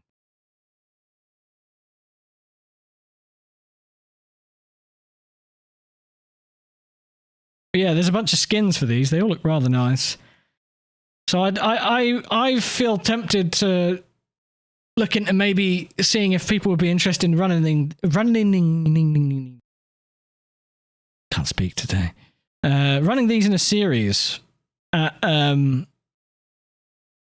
like club-like circuits around Europe, maybe. So some in France, some in Italy, some in the UK. I wouldn't want to make too big of a deal out of it. You know, I wouldn't want it to be too many races, but several races, no more than 6. And it's, you know, it's a one-car thing. Everyone gets to drive it.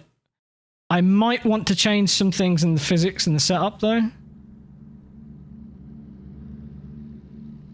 Like, I feel like there should be more adjustments in the suspension. Let me make this so it doesn't look confusing. To zoom it in a bit more so you can actually read.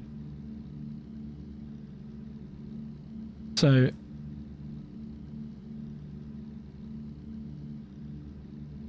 there's only these 2 options for the front end, and that's a big change. And there's this real bias of softness. And I get why, it's mid-engine. But there are some things that in the driving experience feel a little off, like braking traction feels like a chore, like it's difficult to get it to do it. I think it should be a bit trickier. I know it's got a rear wing and not really anything in the way of front downforce. So as it gets up to speed, I get that it should probably be a bit trickier to brake traction. It should actually become a bit understeery. But it feels like that aero comes on a bit too strong, a bit too early, or the tyres don't really work as intended. It's a bit shiny, that carbon. You see that? It's looking a bit... Someone's gone a bit mad with the properties, I think, that. Other than that, it looks really nice, doesn't it? Then there's all these settings for the dampers. There's fucking 90 adjustments for the damper. Why? Why? And it doesn't tell me what kind of stiffness it is. It just tells me it's the 49th of 90 increments. Thanks, I guess. So trial and error for that shit. I'd like to change some of this. Got a rear wing angle adjust. That's fair enough. Yeah, maybe a couple of changes, but overall, I mean, like Bailey says, it looks great. It's so pretty. I like it very much. Detail of the skins is pretty. They're well made. And there's a good amount of them as well. Let me have a look. How many is there?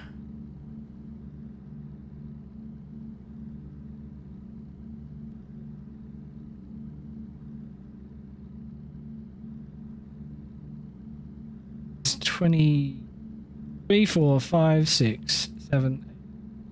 So it's 30. I don't think we'd get 30 people wanting to do it, but shit. The skins for everything. It was driving around Nagara yesterday made me think, you know what, that'd be a good car to race here. They're not the most inspiring skins in the world. They're not meant to be. It's like you buy the Ferrari and Ferrari hosts the series and then you pay an exorbitant amount of money just to run, I guess. But like, this is so much different than F1 Ferrari Challenge cars are these days. And some of you, I'm sure you've driven the Ferrari Challenge car in ACC, the new one. It's absurd. It's got 700 plus horsepower, I think. It's got crazy electronics, and it's a weird drive. It feels very not race car, and like not in a good way. It feels like it's doing its best to go as fast as it can within the confines of its performance, which that's a race car, but it doesn't feel too intuitive to drive to me, and I don't particularly like it myself.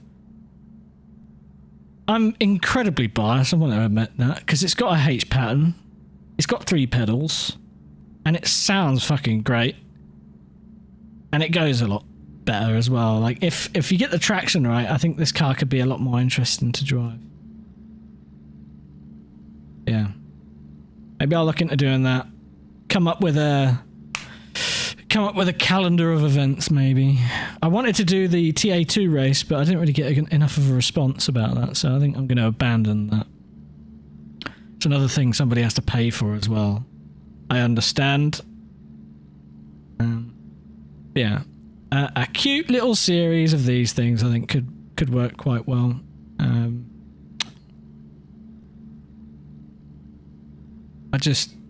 I'd have to think about where. I think going a bit of everywhere would be nice, because they used to do these series as national events, I'm pretty sure. So you'd have like, well, I don't know about back in 355 days, maybe, but you had like a British one, you had an Italian one, you had a French one, and I don't know, you probably had one in Asia as well, who knows. But there was a lot of these things, that's for sure. Each flagship Ferrari, each flagship mid-engine V8 Ferrari had a challenge model. I don't think the 355 was the first. Was it the 348 that was first? Then this? Then the 360, then the F430, then the 458, and then the 488. US, yes, Scott, you're right. There is a bunch of them. My graphic settings letting me down here a bit.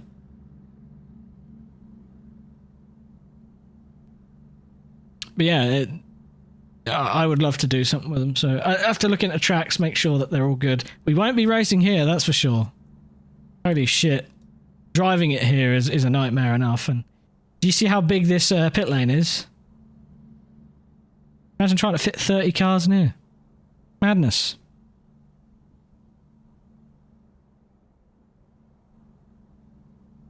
Make them do it. Genuinely couldn't fit the cars. Like, this track only has like 12 pit slots. Watch, I'll only get 12 people interested though when I broach the idea though.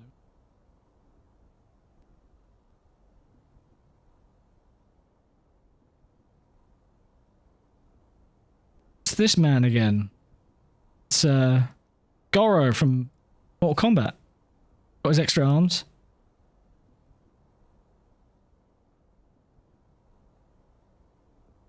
Hello.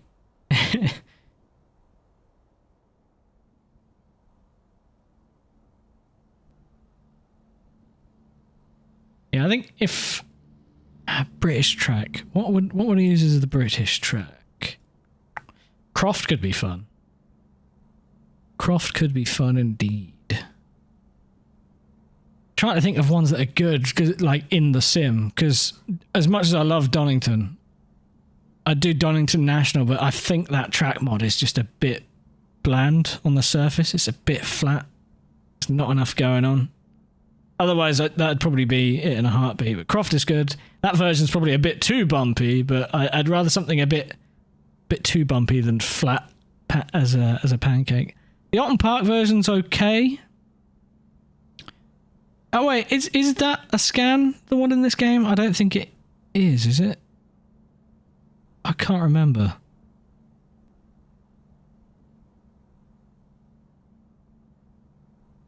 It's not. That's the one in AMS, right? That I'm thinking of.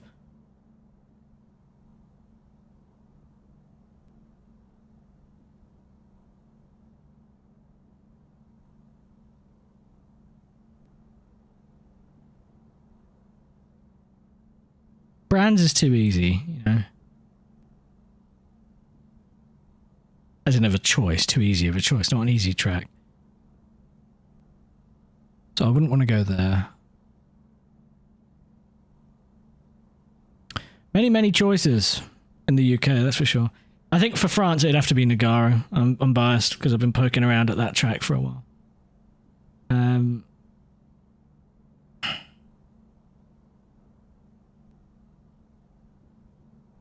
Thruxton. Take it Snetterton's an absolute no. Well, if someone else wants to host it and put Snetterton on, they're more than welcome to, but I don't like driving there at the best of times. And the version in AC is... After driving a scanned version in ACC, it's not awful, but it ain't right either, so... I've been tainted by the laser scan, unfortunately. And again, even a scan version of the track, it's not the most fun to drive for me. 200, even that, I think it's ruined the track as far as my interest of driving it. I thought I'd come back from that race and be really biased. I said it earlier on. I thought I'd be really biased about the track and be like, oh, I love it now, but no, I still don't like to drive it. If I could get a pre-tweak version, that'd be pretty cool.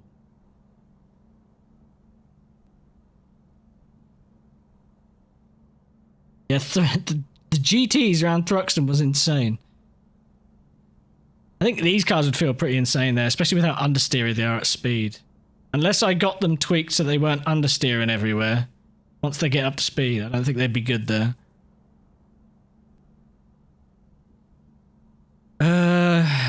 Not kill. I don't know about that. I think not kill is almost in a territory with this track. It's not as bad, but when you get into bigger cars, it almost feels fairly similar.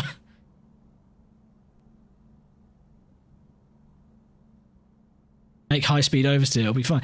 Genuinely, I don't think you can in the default setup. So I think you have to give yourself enough rear wing options so that you could flatten it so that you get no real insane downfalls.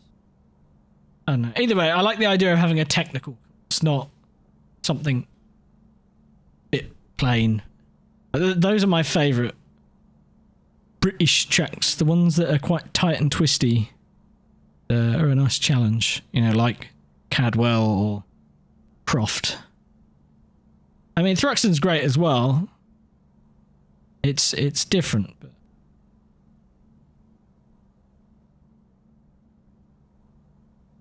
Silverstone International. The old did he update that mod, did he?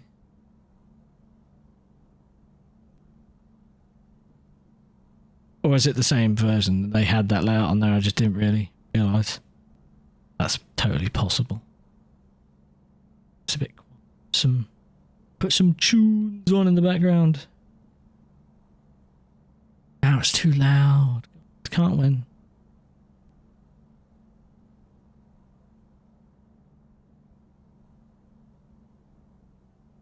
I'll have to update my track then, if he's updated it. But it would be period correct for the cars, wouldn't it? I would love period correct brands as well. It had it already. Okay. I haven't driven it much since, to be honest. Yeah, Ross, very recently someone's released a sort of beta version. It's pretty good. It feels like it's a decent tweak of existing versions. You know, like an old Nürburgring GP with the best version of Nürburgring GP, the one without the fucking arena section in it. I've got a mod for it, but it's old and crusty.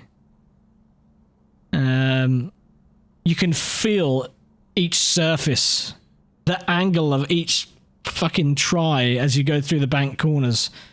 You can see it on the surface. It's not good. Yeah, there's other tracks like that I'd love to have that need some tweaks to be their old versions. Like, we've got a fairly decent Oschersleben with the bike layout, but it was still wider back in the late 90s when it first popped up. Old Hockenheim as well, like a good one. It's been properly polished, although last time I spoke to you about it, Bailey, you said that there is one that's from a certain place that should be good. I haven't driven it yet. Yeah, proper draft race, wouldn't it? Driving these things at... Driving it at Hockenheim. AMS has a lot of good old tracks. Older Imolas. And like we were saying earlier, it's got a really good Alton Park. Oh, I needed this break because I'm starting to ache slightly more than I already was. I think I'll switch to a different car here now. Boop.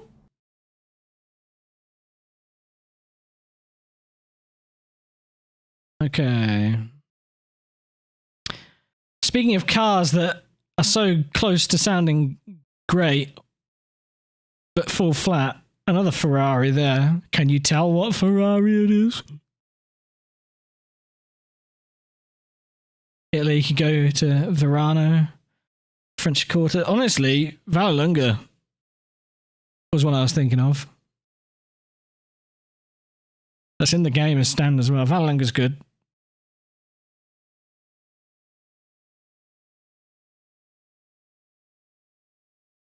Vaseline Ferrari.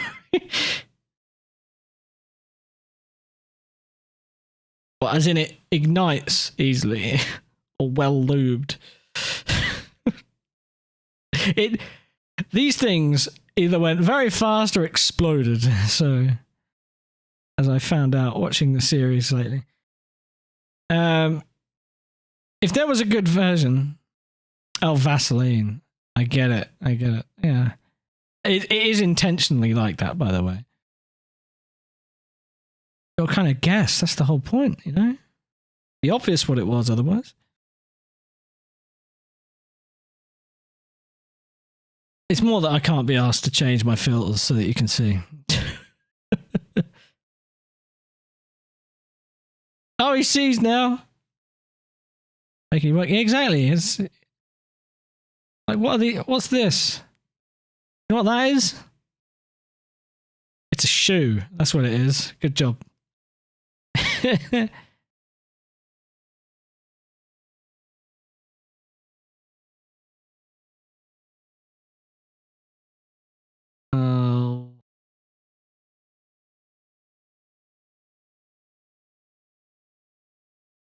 Can anyone tell me what that is?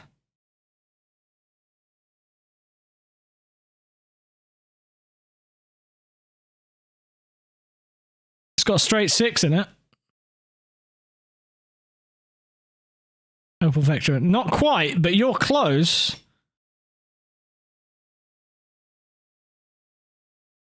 I could take the piss and say, Scott, that's not a Z4. But it's the last image you're looking at. It's got that delay. It is an Opel technically. There you go, Scott's got it. It's a Lotus Carlton. It was once an Opel. It would have been an Opel Omega, wouldn't it?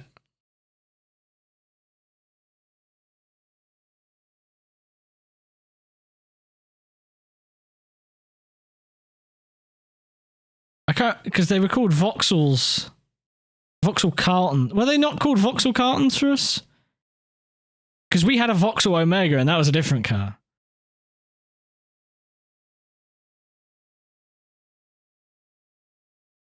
Just to make things confusing. Thank you, Vauxhall Opel. Very cool. This should be obvious. Not many cars look like this, even if you have got Vaseline smeared over your eyes.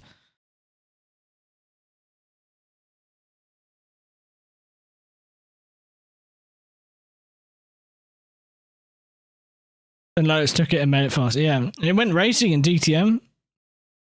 In the early 90s.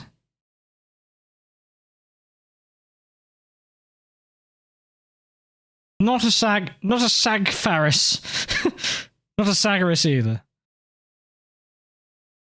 Yeah, Tuscan S.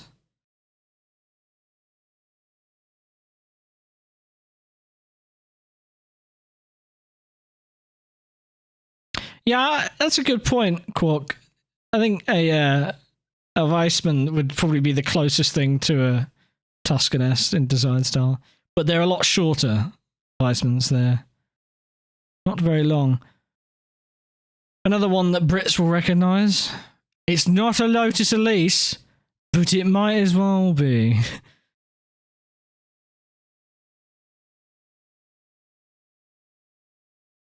Yeah, VX220 or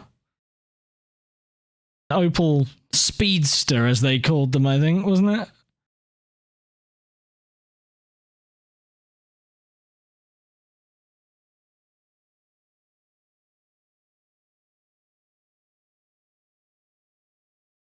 The VX220. What a shit name.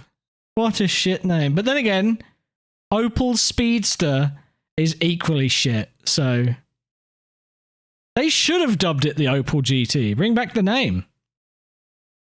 Back the name, man. I would have been all for that.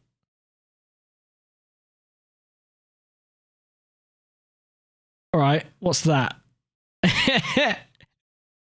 It's not stock anymore. That much is for sure. This is fun. I'm just gonna... I'll give you a hint. It's... Yeah, there you go. Withdrew's got it. Withdrew's got it. It's the Cappuccino with a big wang. It's got fender flares as well. It's got a front split. It's got 170 horsepower out of its stock engine. Weighs 640 kilos. It's a bit bonkers.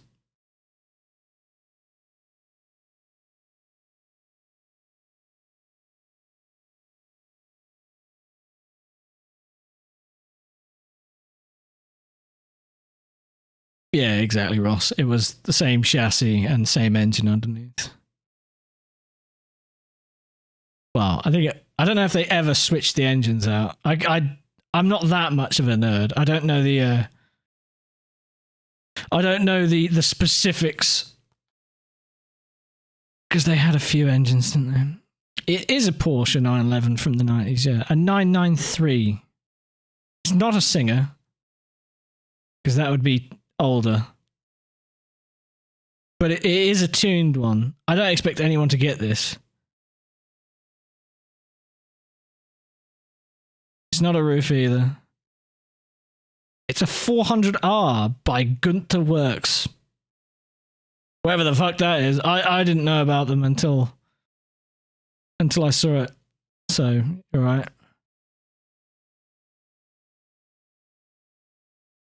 Getting more obscure now.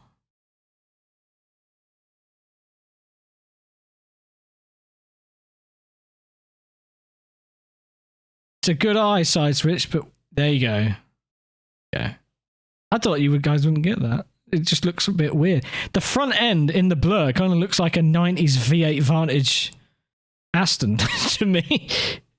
But then you look at the rear end and the square overhang.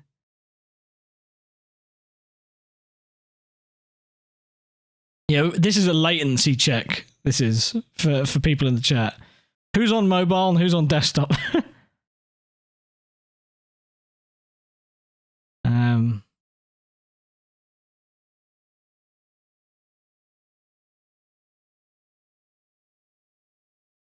This is obvious. If you know it, you know it. It's not hard at all.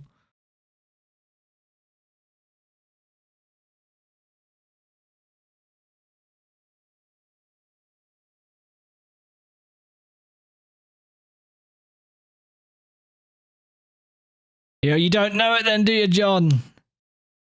See, manufacturer's not enough. What's the name though? I'll give you a hint. It's a very short name.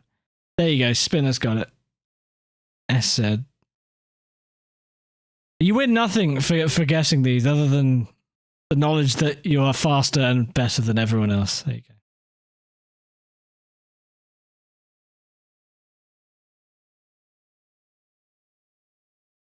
Another fairly obvious one.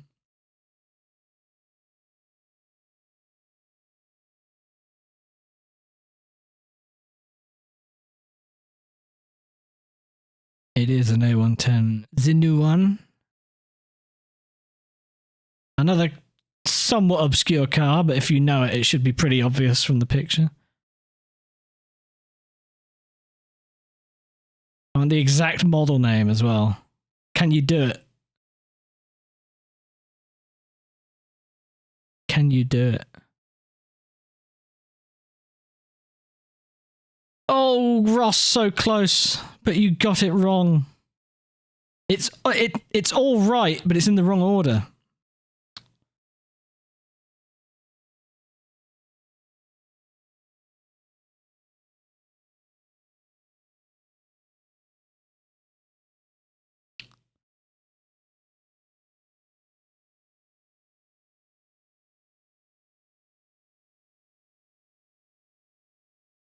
It is an Ascari.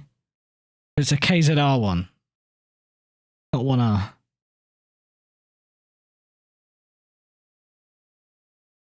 Which is untrue. It missed it. This mod mistitles it 3 times. It's titled a KZR1, and then it's titled a KZ1R in the description, and then later on it goes back to R1 again. Chat, look it up. What is it? I don't even know. I'm going to trust you guys. I think it's a 1R.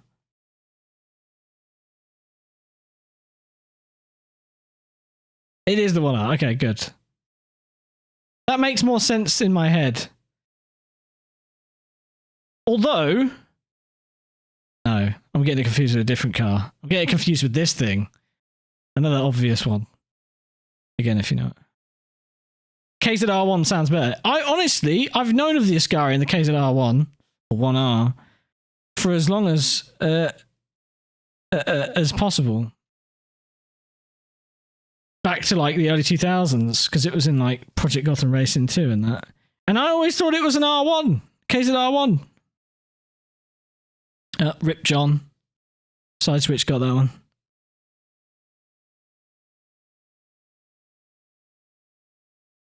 Let's get a bit more. Let's get a bit more random.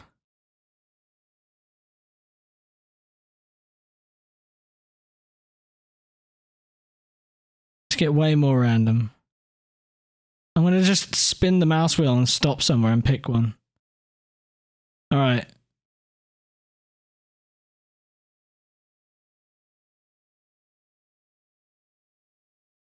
British GT with road cars. Yeah, see? Easy.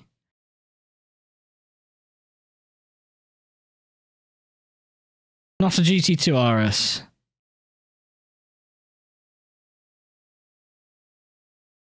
Today I learnt that Quark is not colorblind. Good job. It's a 22 model, but I'll give that to the side switch because you got the name right.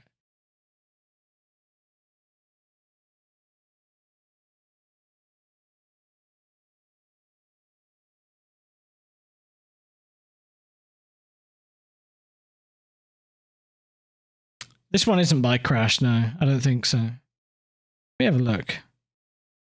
I'm pretty sure I've got Crash's car. Yeah, this isn't by Crash. Where's Crash's one? I have one by Crash somewhere.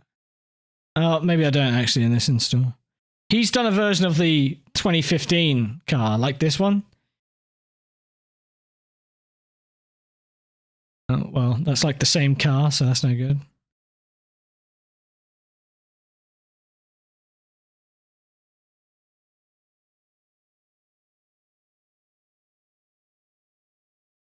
Hey, do you want a real easy one?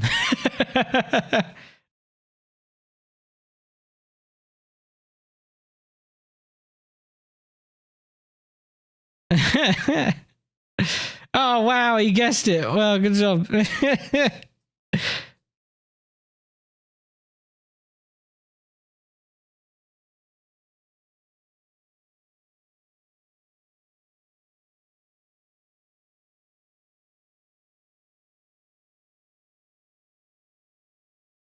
feel like I could be doing damage to your eyes, making you strain to look at a blurry image. This is actually just mind control.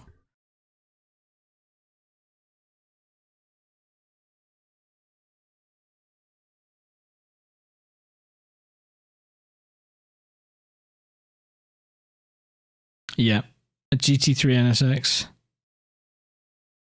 Just squint, it looks fine. Well, this one is put down as a Honda, but it's got Acura badges on it. And I don't know if they really ever ran them as anything but Acuras other than Japan. Maybe in Europe as well, but certainly saw more in America.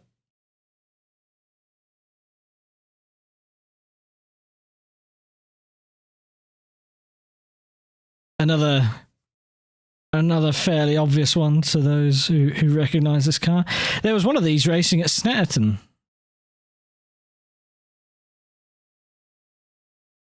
Yep, SVT Cobra R. It was in white. I very much appreciated that it was being raced. I mean, it looked like it had issues, but kudos for going out there and driving it.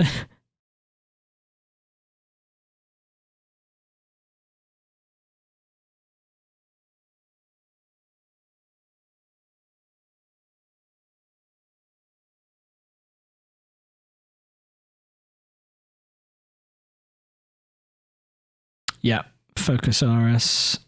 Mark 1 indeedy. Everyone loves a good Mark 1. I need to find trickier ones, don't I?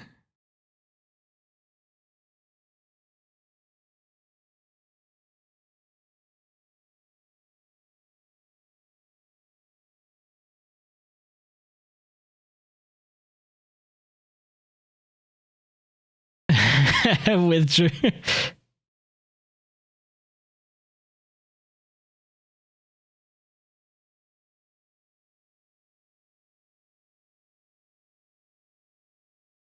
I'm being really anal and wanting the exact car name and model.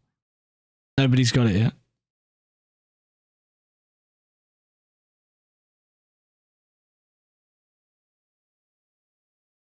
They got close. I'm not going to be that anal. It's an EB110 SS. You know what the SS stands for, chat? Super Sport.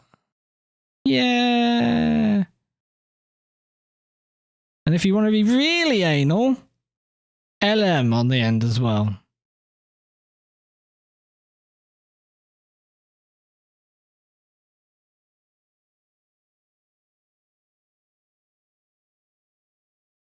Super sex. So slow. It was pretty quick. But like the Ferrari, it exploded. Yeah, Scott got that one right away.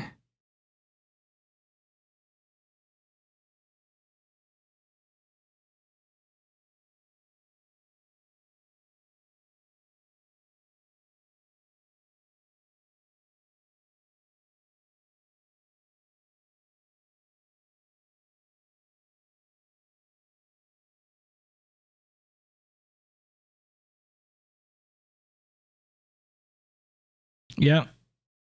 Scott got it again. See, It's almost as if Scott is deeply invested and involved in motorsport. He's like, I'm gonna get all these right. I'm gonna fuck you all up. He's got the wide knowledge, you know.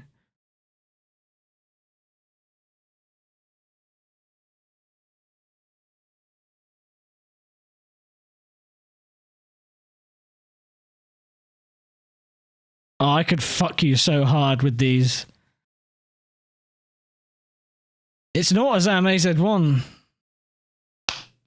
but it ain't no normal AutoZam AZ1.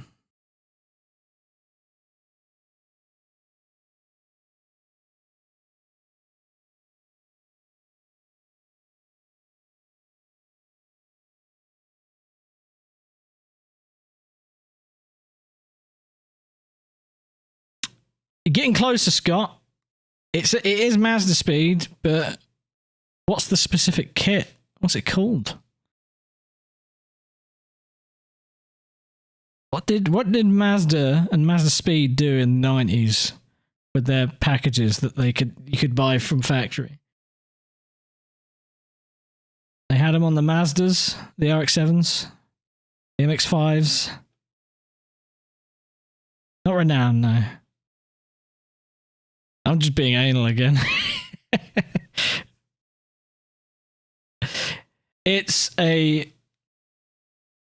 No, not Ifini or Unos. Although kudos for acknowledging those two brands. It's... Yeah, there you go. Scott's got it. It's an A-spec. Now, what's the chassis code? Without Googling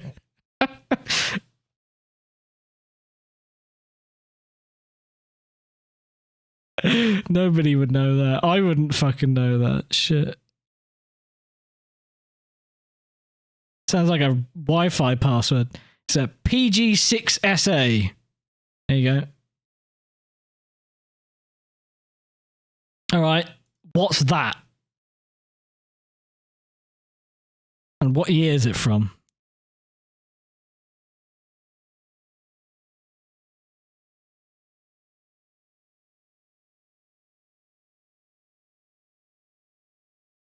See, Scott's got it. But what's the model number? What was the designated model number?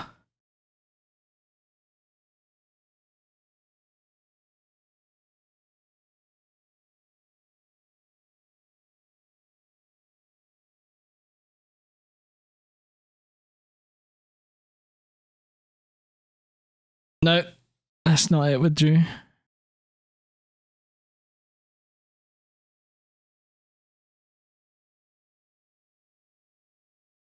I picked this one because it has its very specific character in the way it looks.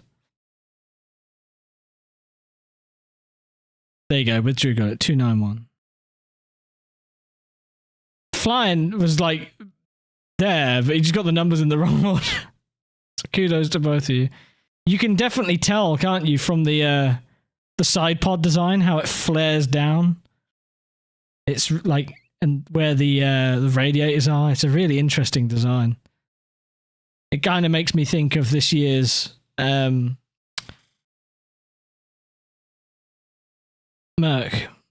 Yeah, exactly, Scott. Well, you say zero side pod, but it's still fat. It's just got a different style. It's the same with the Merc. It's not like it's zero, is it? It's just a completely different approach and shape.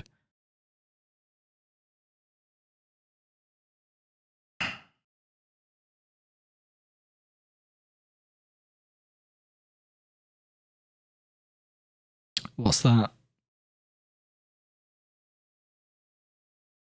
Wrong answers only.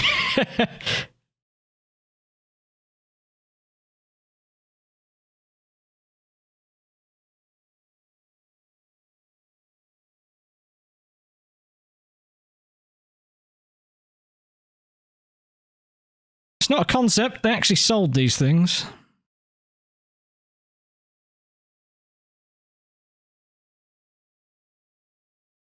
It is a Zagato as well, yeah. But that doesn't tell me what it is. It's got a name. And it had running gear in it. When you think about what running gear it had in it, it'll make you laugh. It's on 8C, you know. This definitely exists. It's an Alfa Romeo TZ3 Stradale Zagato. So TZ3, homage to the old TZ3. TZs back in the day. And it has the running gear of a Dodge Viper in it. A V10. Disgusting! Blasphemous! But yeah, they actually made these things. You could buy one for a small sum of probably like nearly $1 million. It's a lot.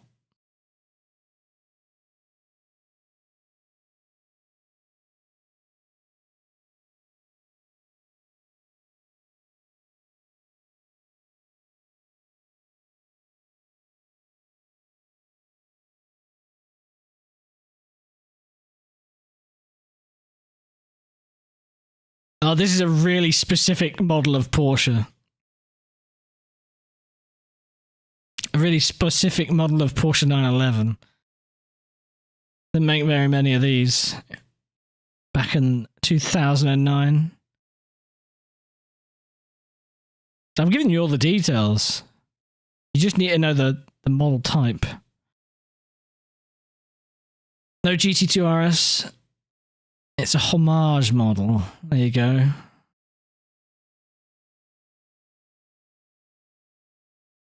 It's not a Singer. Not a Speedster. Yeah, I think it was anniversary. It was... I know it's definitely homage to old 911s. And so the design cues are very old school, so... It has a ducktail spoiler on it instead of a typical GT3 or no wing at all. Wing. It's a 997.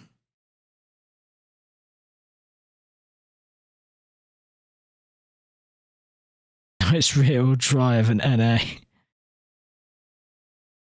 Oh, Adam's in here. It's the Sport Classic from 2009.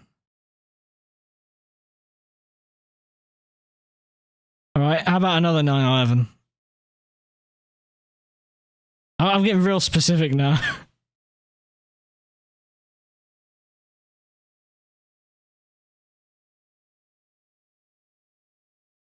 Get to the point where like, I want to know the exact chassis number this is. Chassis number 7.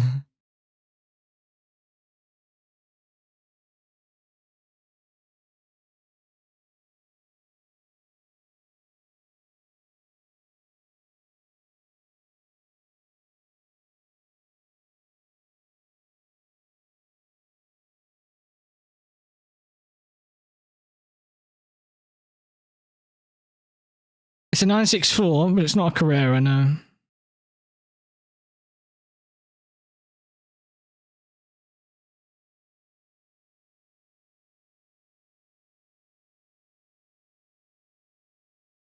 I think someone would get this, it'd just take them a while.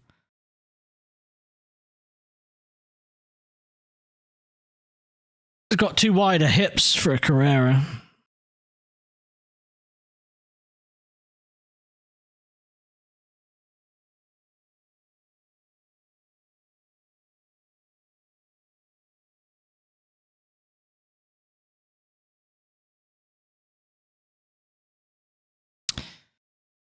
Sure, it's a turbo, but what kind of turbo? Oh, I told you I was getting more anal. I'm going to make half the stream leave out of frustration before we figure out what this car is. And I'm okay with that.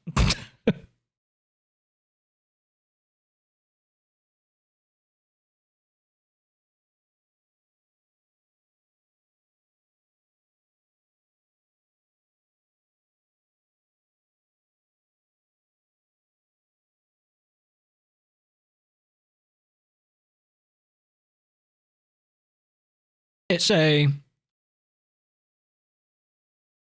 1993 Porsche 911 Turbo S Lichtbau. I think that's how you pronounce it. I think that stands for lightweight in German. maybe. It's a homologation car.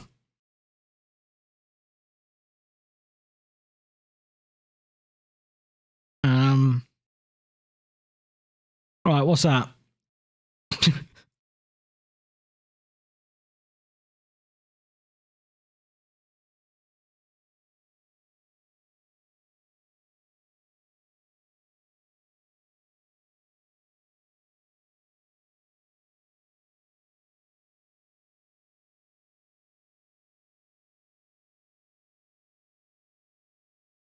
No, guys, can't you tell? It's got the panda scheme, so it's the Mercedes Sprinter Torino. Shaking my head.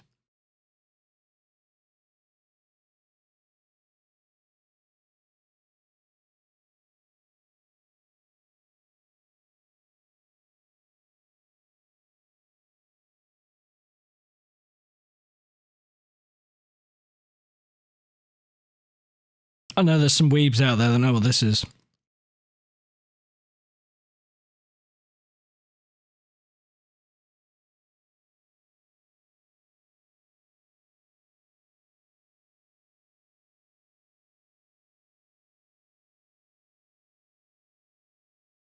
There you go.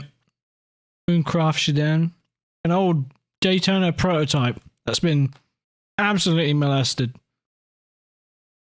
What's this?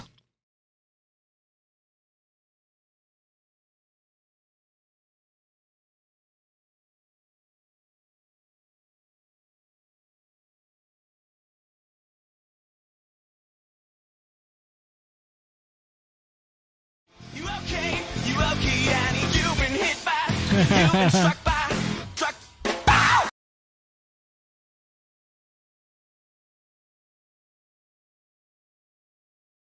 Johnny Rubonic got it.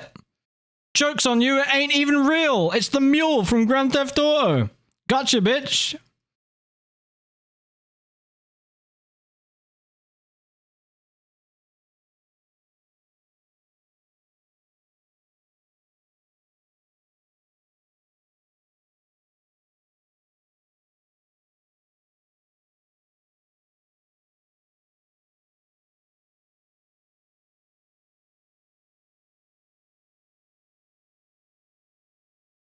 They're all too obvious. It's not blurry enough, is it?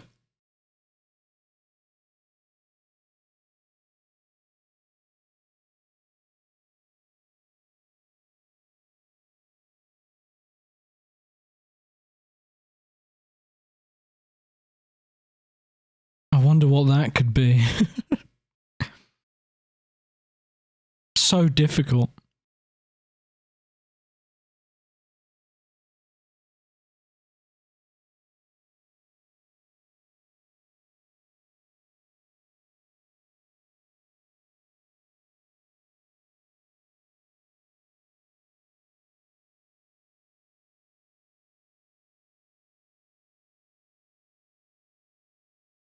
Well, there's a reason why I'm not picking like any car, because some of them are really obvious. Perspective needs to be changed. And remember this little cutie? The Stumpy 917? Yeah, like the details are too prevalent in these. Like, well, that's pretty. If you know what it is, you know what it is.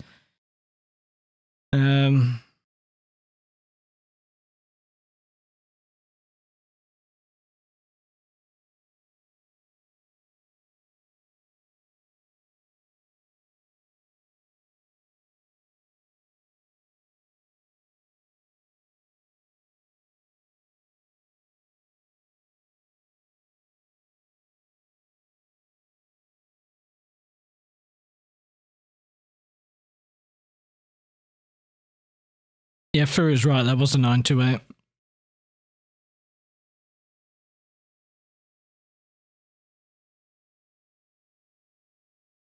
You don't know which Rover it is? It's the only Rover worth mentioning. It's an SD1. Come on, guys.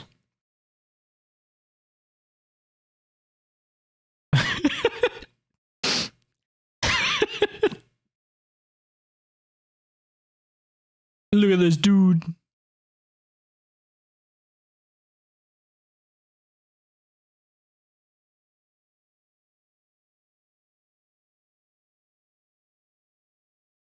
It's a Halo on wheels, mate.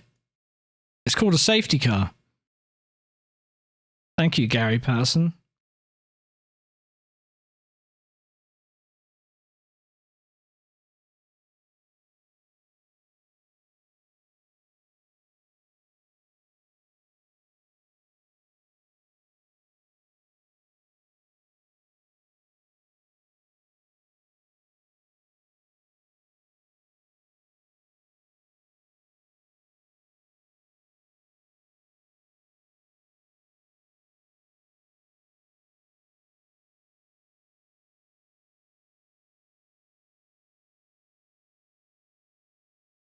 Oh, Scott, you guessed 2 different aftermarket Mustang brands and neither of them are right. Oh! That only really leaves one, doesn't it?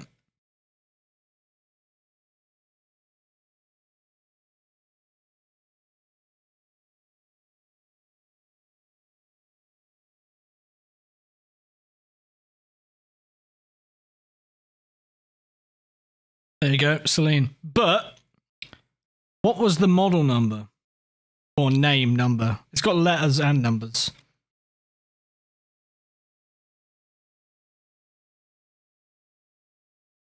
Oh, Scott, no. So close. But no cigar.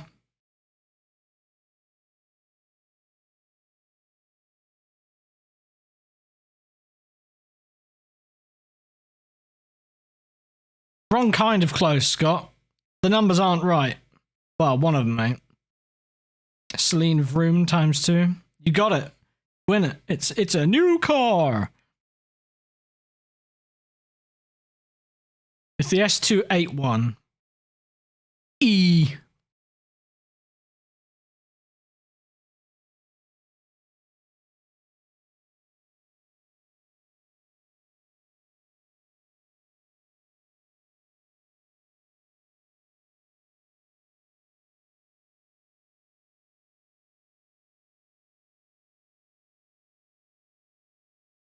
Know what that is?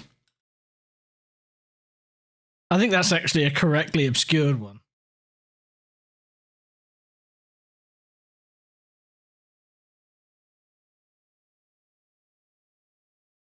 It is an S2000. I'm not going to ask you for which aftermarket brand it is because we might be here all day. It's a Seeker. A Seeker S2000. And it does have a hardtop on it, yes. If I did this. This. With a spoon hardtop on it. And then the last one.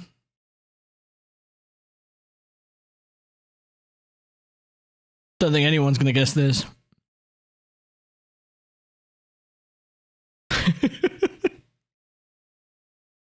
You remember racing this? It's actually called Sofa. So you're wrong, Scott. Sorry. John wins. It's not called Sofa Thing. But what year? What year was this sofa made? This air quotes sofa. This one-seater sofa.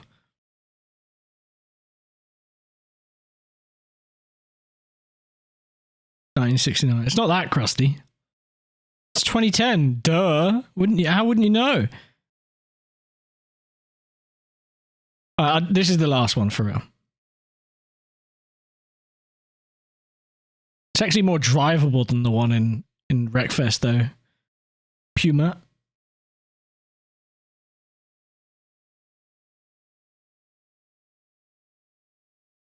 This car looks like it comes from the game this music's from.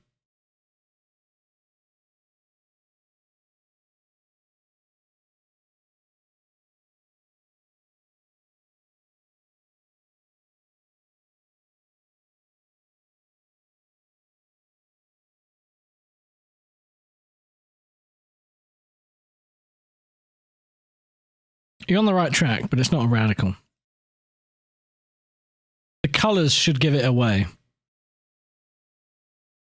Or at least the manufacturer.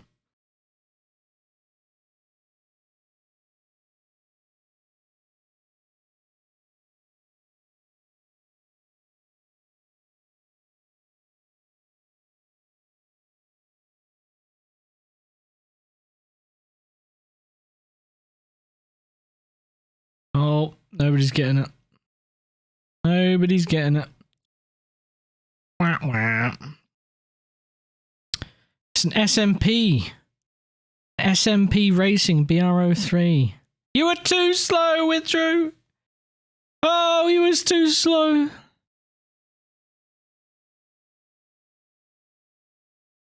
But you did get it right, so well done. No, you. Why are you so slow, though, bro? I gave you so much time. I gave you like 2 whole days.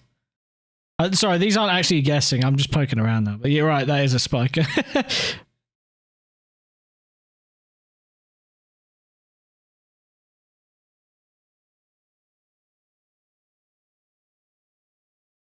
You're buffering. Get better internet. I want to drive this thing, not because it's particularly great to drive, but because it sounds good.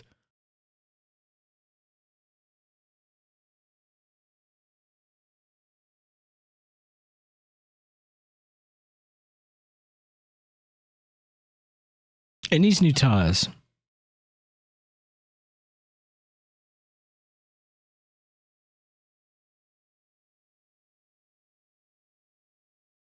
Yeah, I heard about that, John. That's some shit. It was cool. I was sad to see it go. Also, it was a bit quick. Like, really a bit quick.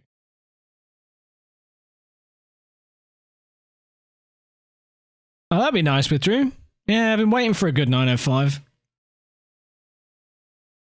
Been waiting for a good one.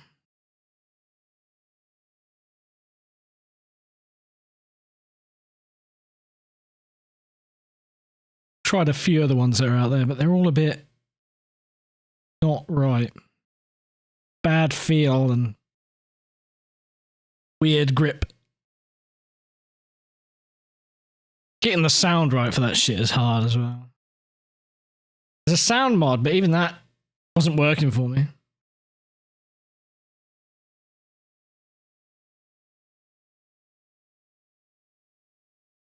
I know there's a fairly good one with the high downforce front wing out there. That one's alright, but I'm not interested in that car because that one never raced, did it? Well, high downforce front wing.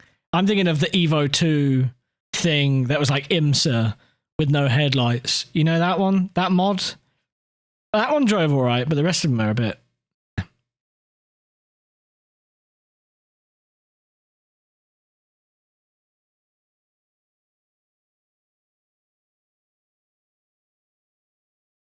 Yeah, I'm alright, Has. The race on Saturday did me in, but I race daily. I drive daily now. I've been driving daily for the past couple of months. But oh, is that what it's called? I had no idea. That thing's insane. But yeah, I'm doing alright, Has. I'm aching, but whatever. Whatever. That's for tomorrow me. That's for to me. I'm really abbreviating. That's for tomorrow's me to worry about. When I do nothing. Just lay there. 905 is pretty cool.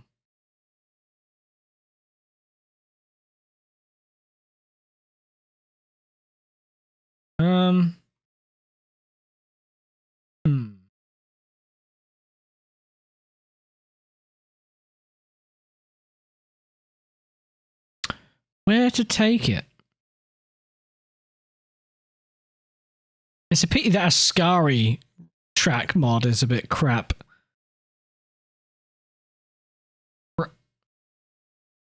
Throat noises. I could go to Latvia. I do like this track.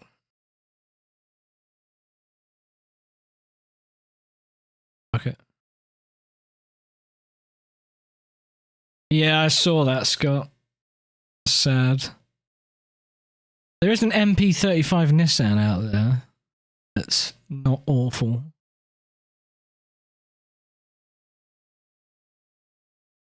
It's just the car itself, the literal real thing was awful. So probably not a good race car.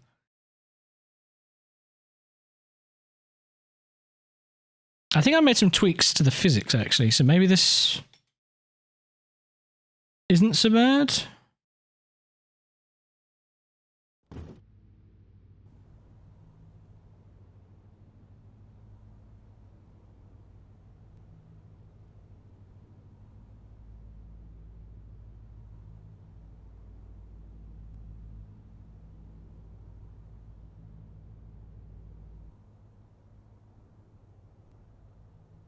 Oh, crunch. See there, it says KZ1R on the side. How could you mistype it 2 other times in 2 different places? I question the authenticity of this car.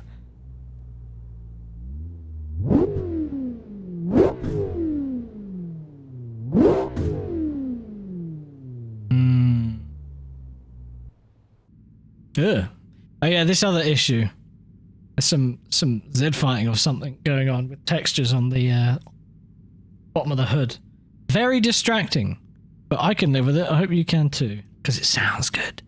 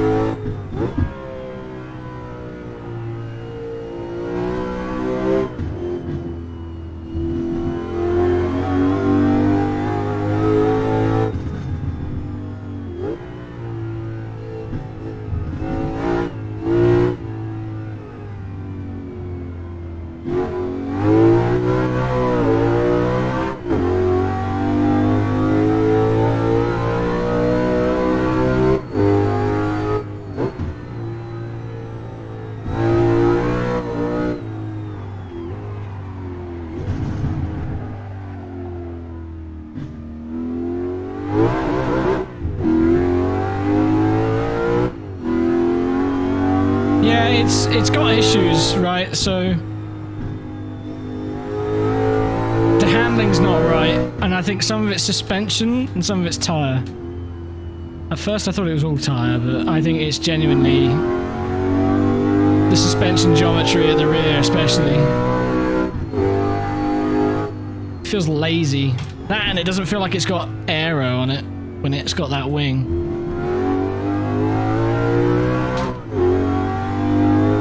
But it sounds good, so I'm content just driving it around at 8/10, 7/10 and just listening to it.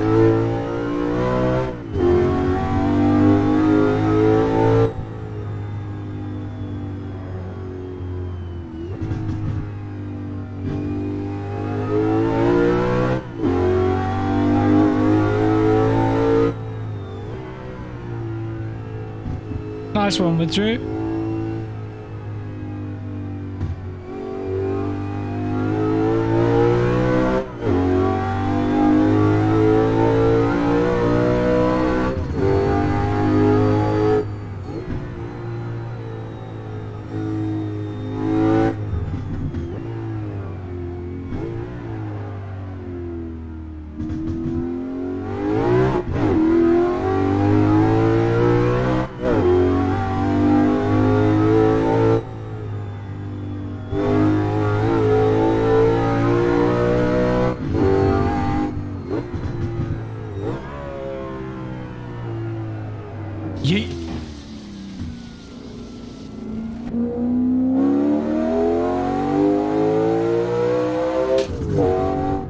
This is where the stream starts lagging.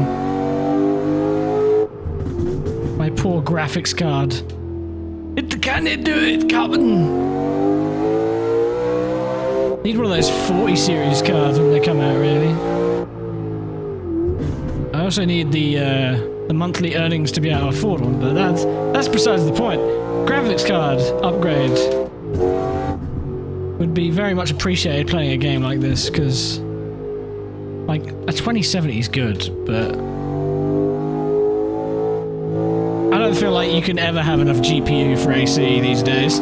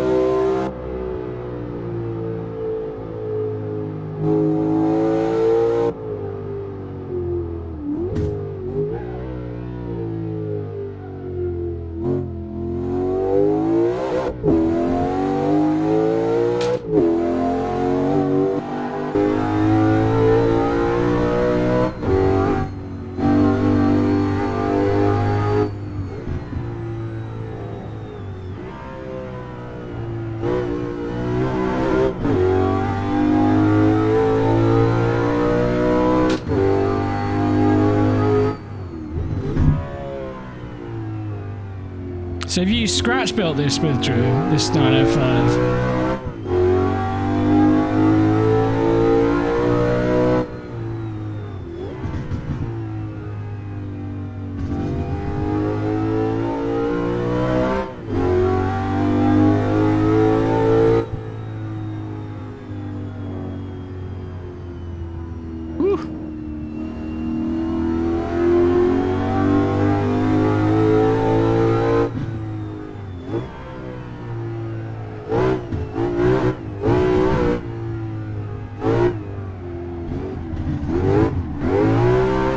Very lazy rear end in this thing.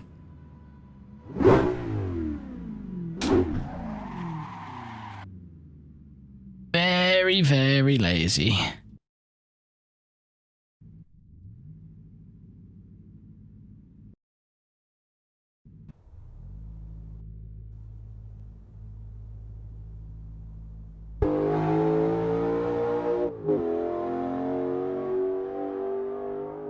I know someone did a facelift of the old Tuscan mod that's been floating around for eternity quite recently. I was never into those cars myself.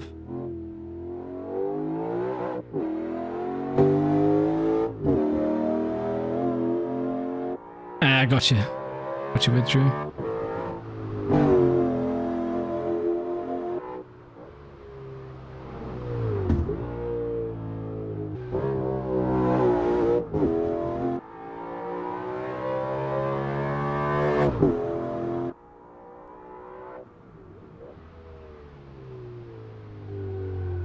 That TVR Tuscan one I've got, Tuscan S, the road car, that thing is hilarious. Like, it's like somebody read and watched TVRs in action and went, so oversteer all the time, wheel spin all the time, light and kill me. That's the car in a nutshell. It handles awfully. But it's not slow.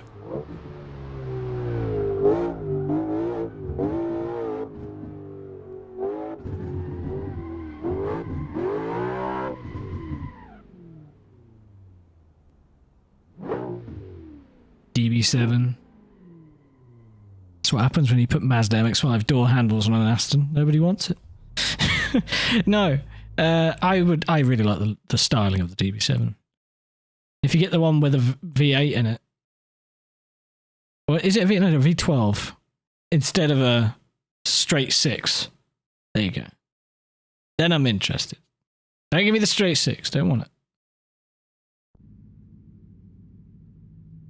You want the V8? You just get the XKR or the XK Jag of the time in general.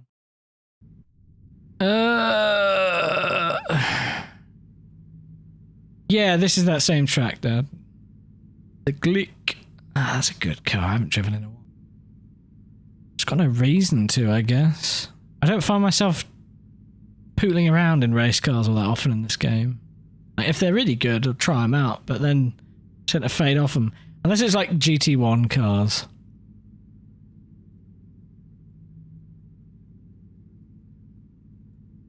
Or there's a race coming up.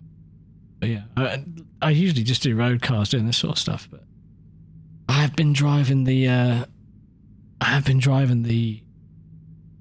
Merc a lot. The CLK GTR. Getting sick of the fucking thing. I've been driving it that much. But I'm not finished with it. I'll come back to it one day.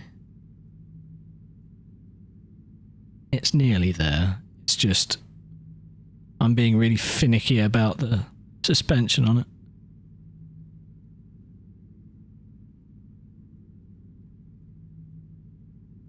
It really isn't though, it can be literally anything.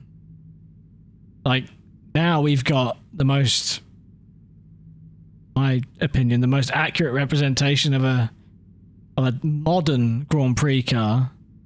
That Formula Alpha by VRC is bonkers.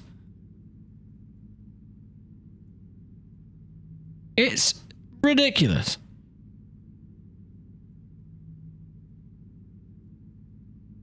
And all the other Grand Prix cars as well. I really like that Super Formula copy they did as well. That thing's really nice.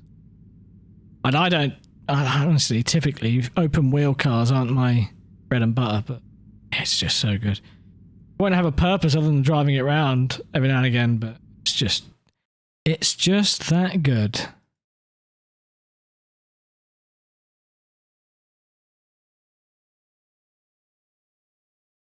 Some music on. What have I got the energy to drive? My back's starting to go.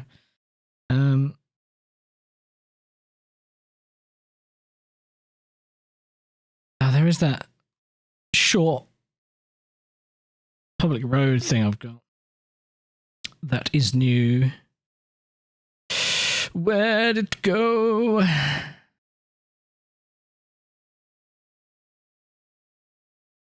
Did I not no, there it is.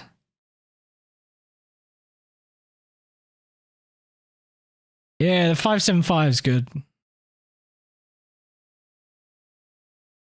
All of those GT1s are great. It's a shame that they made the Viper so shit slow. Like, I know it should be the weakest car, but it feels a bit too weak. Especially given the trim it's in.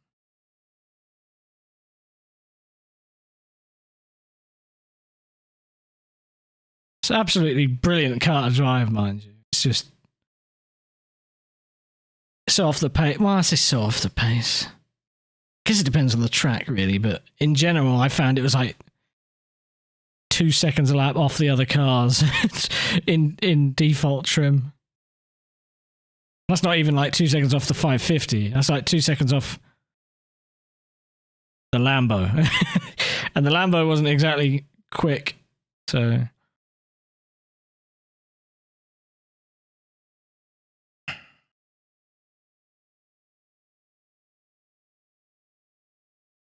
Oh, yeah.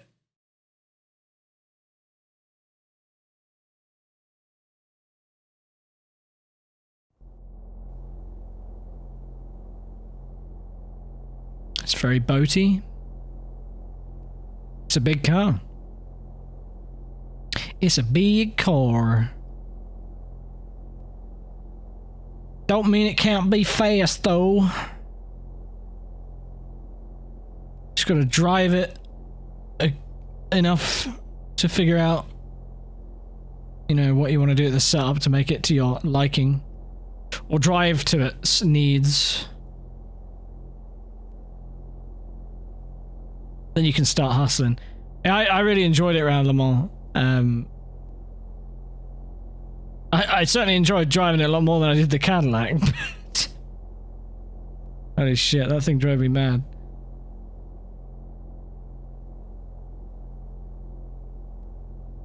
Get that camber out. Don't need that.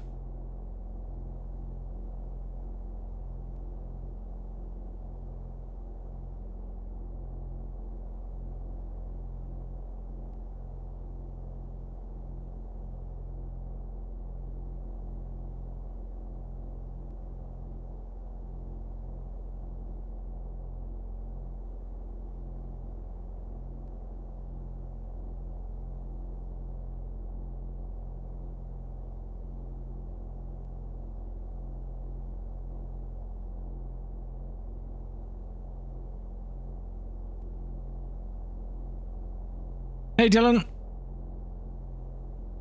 Never late, always on time, my friend.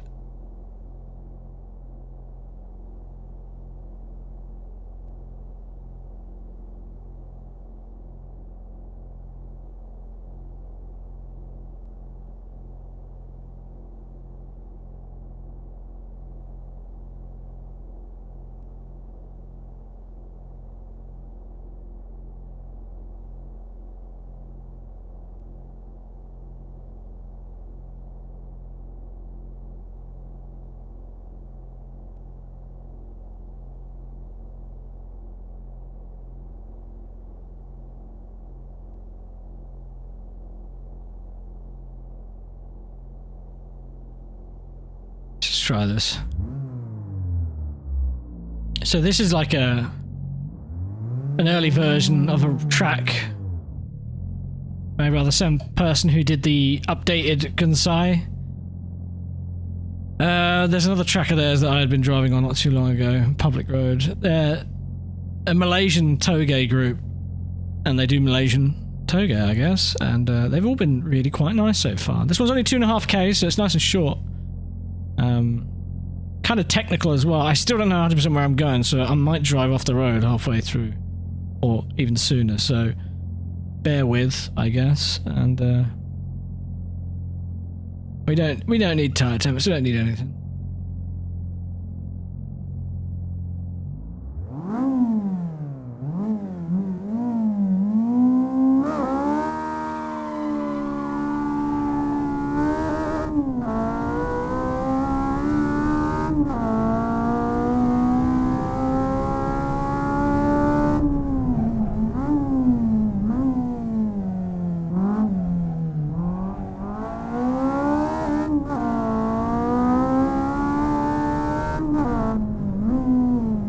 Hello there.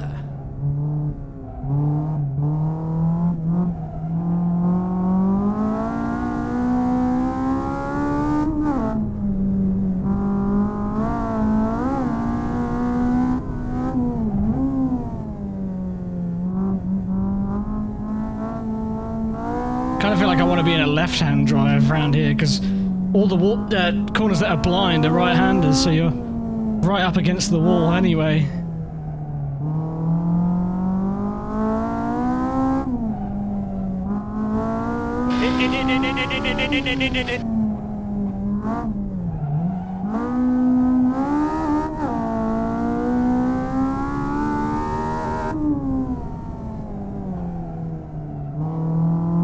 Where's the power? Oh, there it is. Between gears in this thing.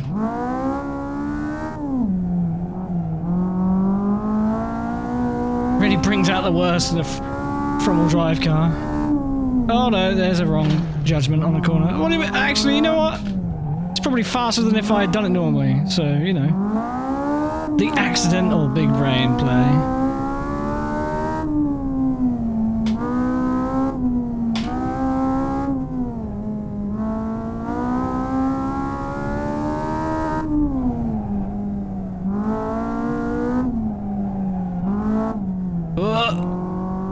Nearly drove off there, and then that's it. Nice and simple, but I quite like it. Furnished well with foliage and whatnot. Oh, the jams.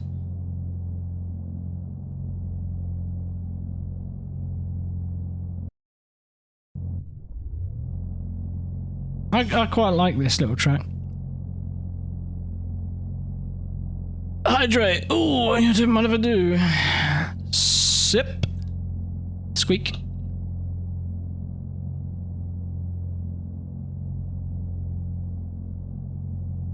That was Dylan. It was Dylan saying hi. It's a bit ineffective when you've already joined and said hi and everything. But hello, Dylan. You have been acknowledged. Those tyres are probably overpressured by the end as well, but... see if I can do it without putting it in a wall this time.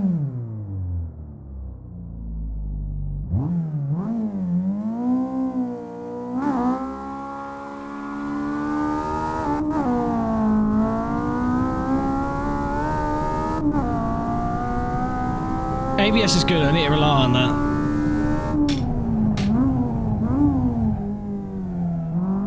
Still a little bit too early.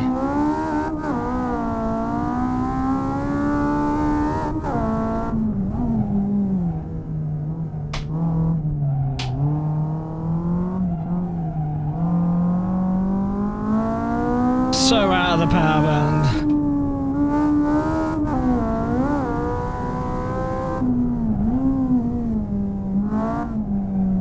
You can use the gutters here to get some extra grip. Because they are cambered nicely.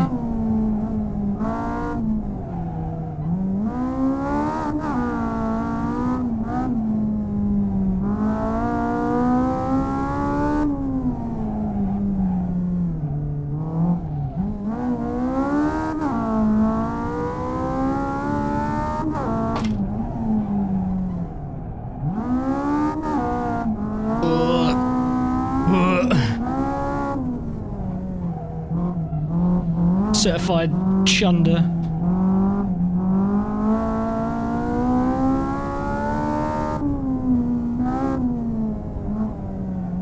That's where I ate shit last time, okay.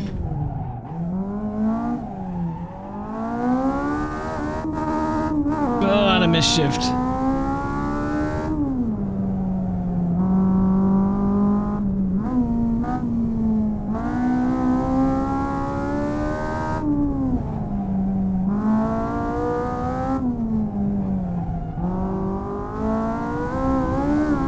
Oh no. Oh, through the cone.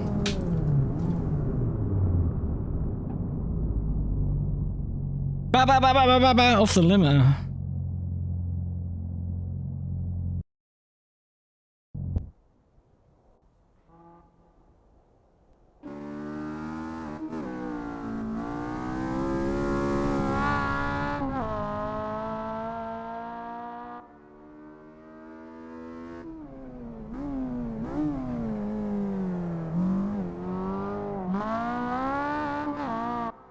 Nearly 8 wall there as well.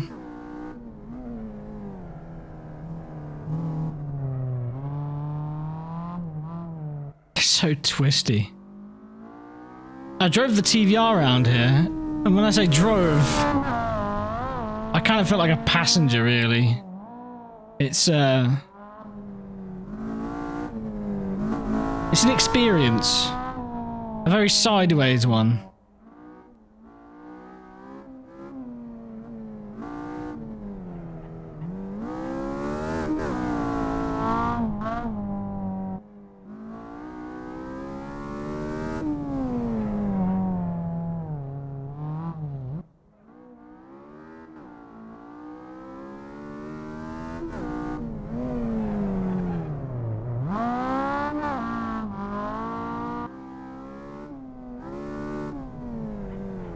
Oh, yeah.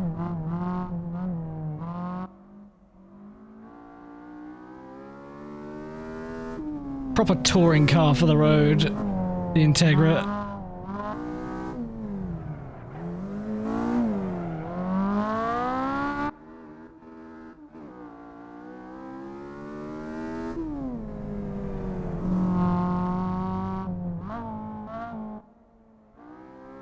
I want to ask Quark. I'll be doing no justice trying to pronounce it. It's a Patreon exclusive thing, but Like it's in beta, but it's scratch built by, I said at the beginning, a Malaysian toge group. Let me bring it up.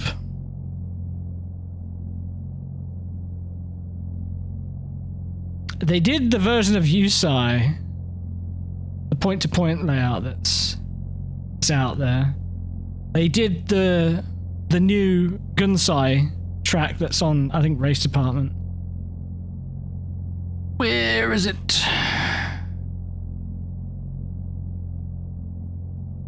Project Kaido. And this one's called Bukit Putus? I don't know. Probably not how you say it at all. But if you want to see it, you'll have to pay, I'm afraid.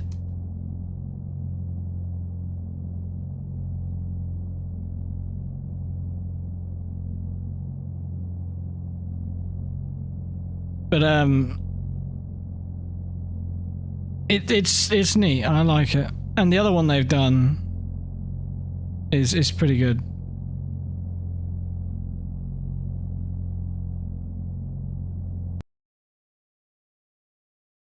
Getting in the TVR, I feel like I need to show you guys how ridiculous this is. Excuse me. Right. Death trap incoming. It oversteers so much, it oversteers when it understeers. It's impressive, really. Oh, shit, I didn't even see you resub, Dan, if you're there, mate. It was over an hour ago now. Oh, fuck. Oh, fuck. Dan. The Humane Rotary, are you there? Well, thank you for the 32 months. Completely missed that. I also completely missed a bunch of these follows.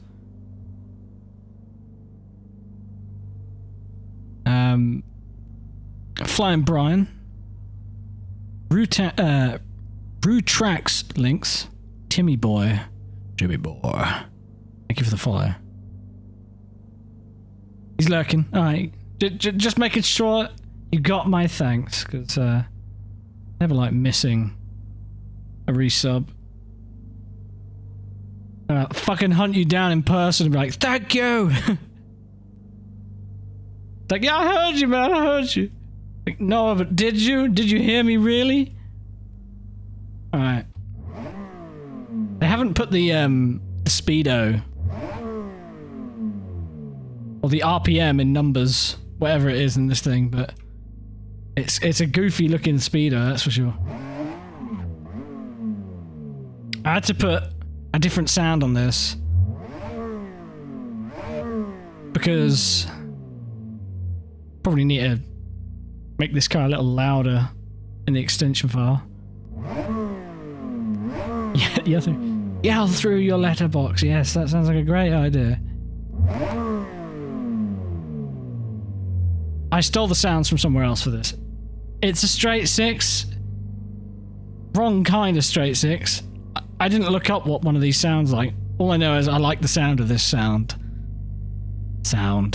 Anyway, you're about to see why this thing is a death trap.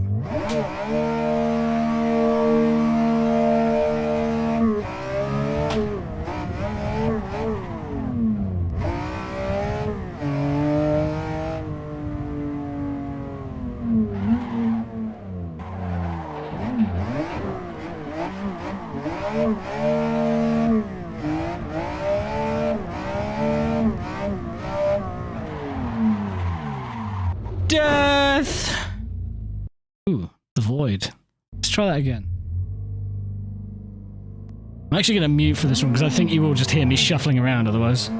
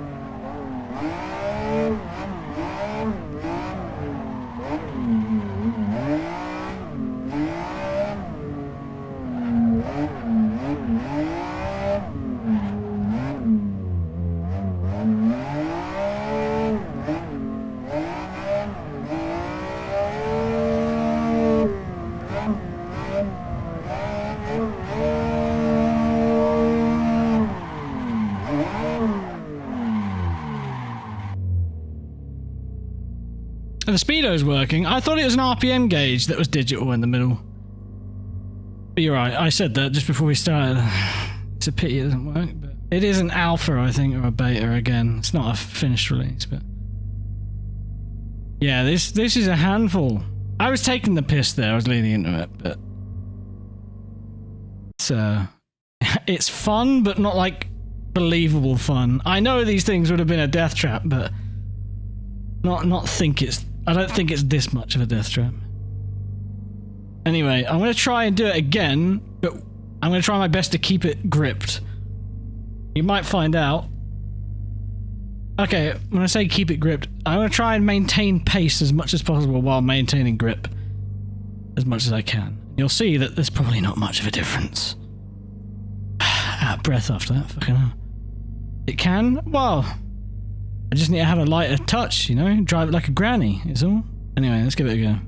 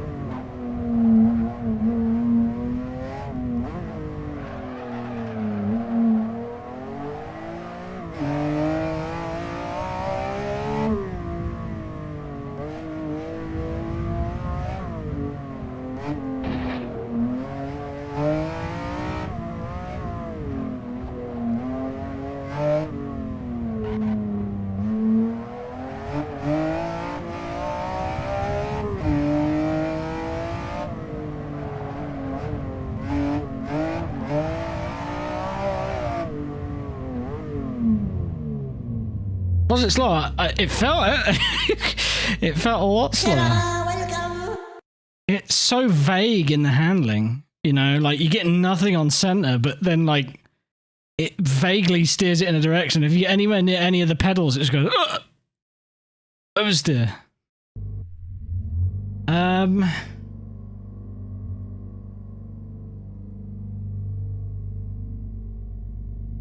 Was 7.4 seconds faster. Hey Lucas, I am on a wheel. Yes, and thank you for the follow. I did a 2 minutes 5 flat, pretty much, on that drift lap, and then 157.6 on a grip lap. There's still some slidey moments, wasn't there? Should we try and do something in the middle? Just try and go as fast as possible.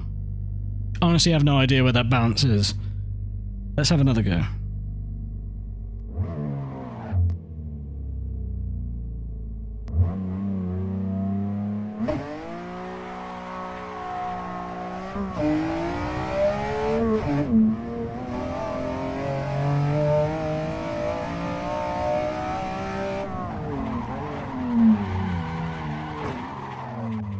I found it. It's in the hedge. That's where the time is. Forgot this thing doesn't have ABS. Swat. Noticing the car likes to bottom out everywhere, doesn't it? If you want to know what my rig is, !rig in the chat, and you'll get an explanation as to what it is. The only thing, I still haven't updated it, I don't think.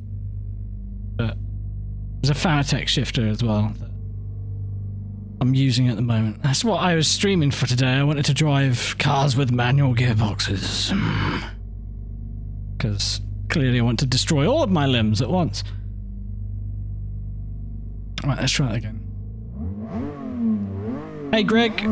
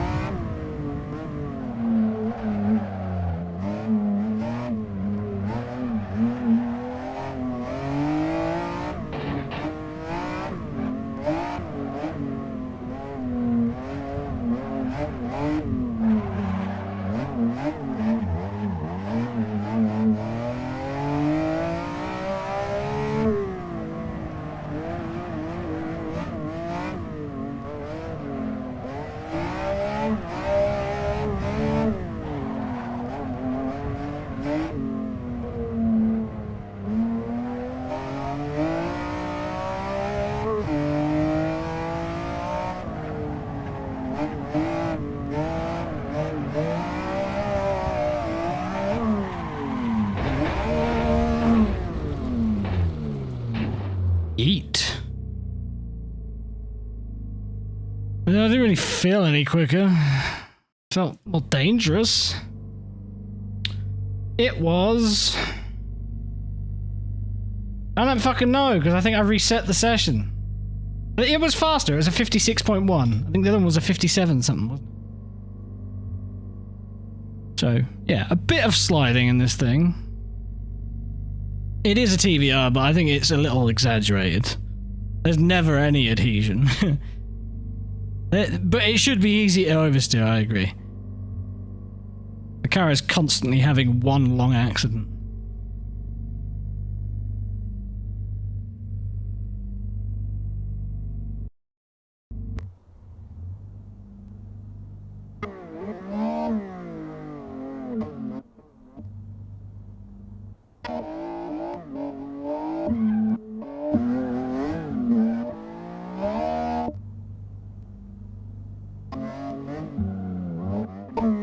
So I put it in a...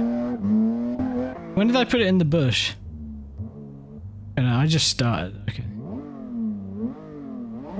I must have reset them.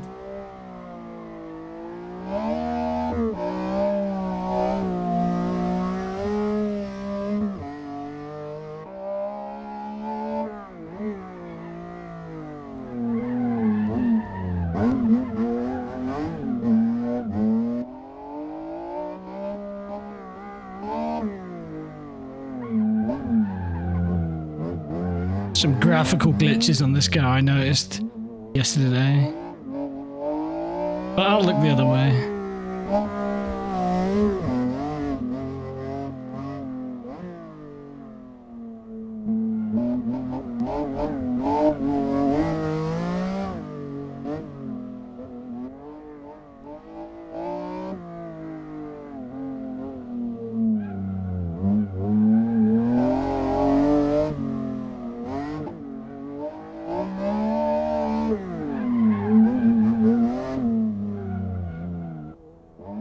my pathetic attempts at modulating throttle.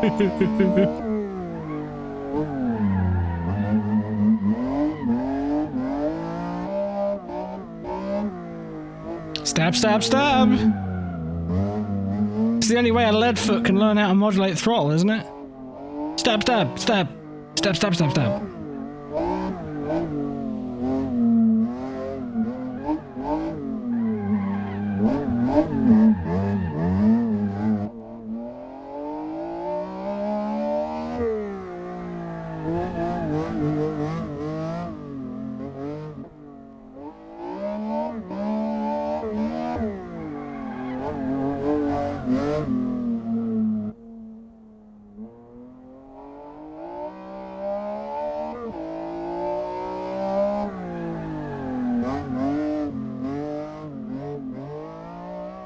You're not allowed to see the rest because ran out of cameras, I guess. Absurd! Oh look, I'm having an accident. Just as well they look away there, isn't it? It's always rotating. What is rear grip?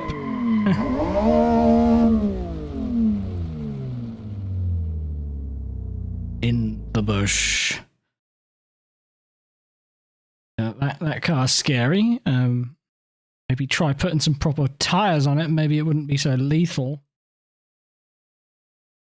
No, I won't know that one until I try it. Probably give a couple more cars a go.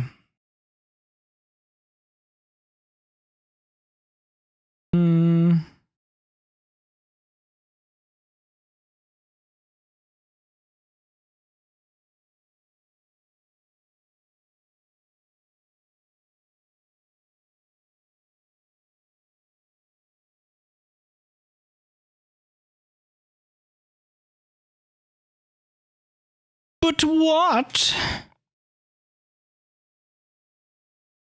I wonder what this is like. It's old 997 Cup car. Switch over to the sequential. Yeah. Yeah. Big click energy. Oh.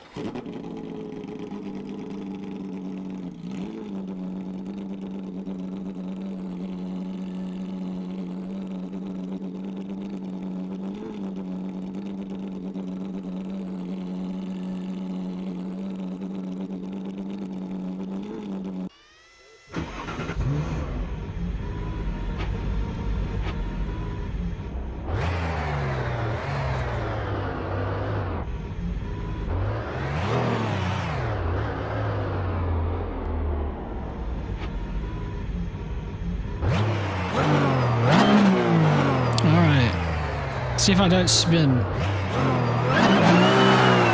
Oh my god. It makes noises. I think that might be a bit loud. I don't know, is it too loud or are you alright with that? I need to check my volume levels. Oh, that's fine. That's fine. You don't need to hear me. Let's try that again.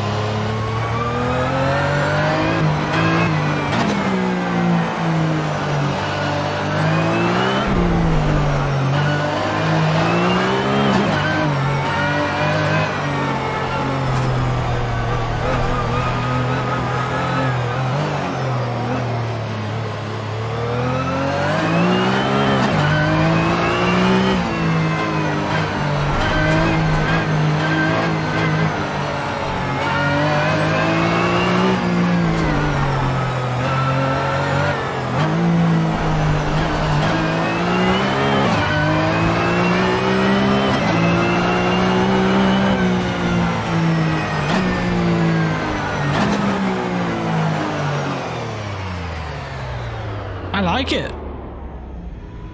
It sounds pretty cool.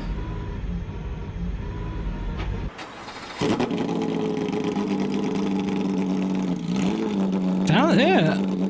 I was expecting it to just be one of the Kunos sounds.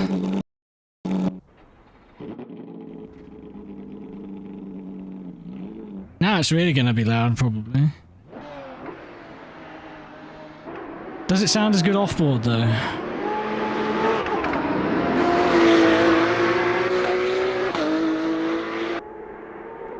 When it's going away from the camera, it certainly sounds good.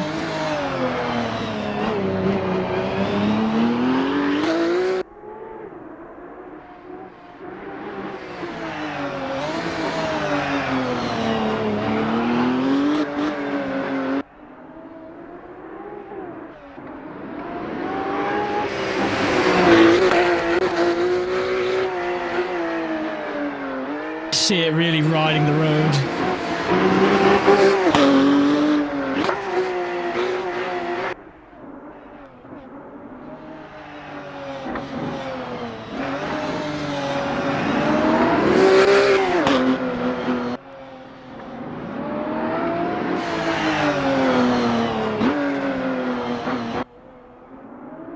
Yeah, I like this.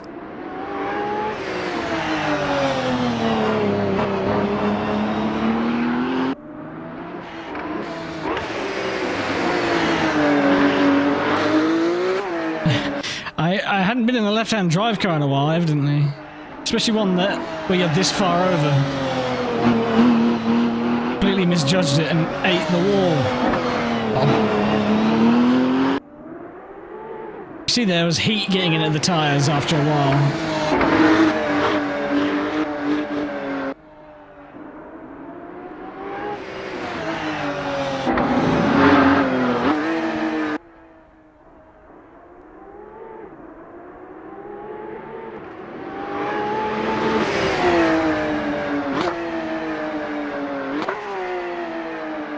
I liked it so much, I think I might do it again.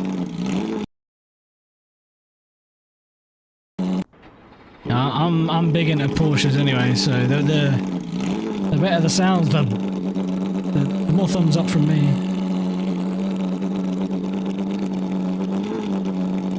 Lots of negative camber.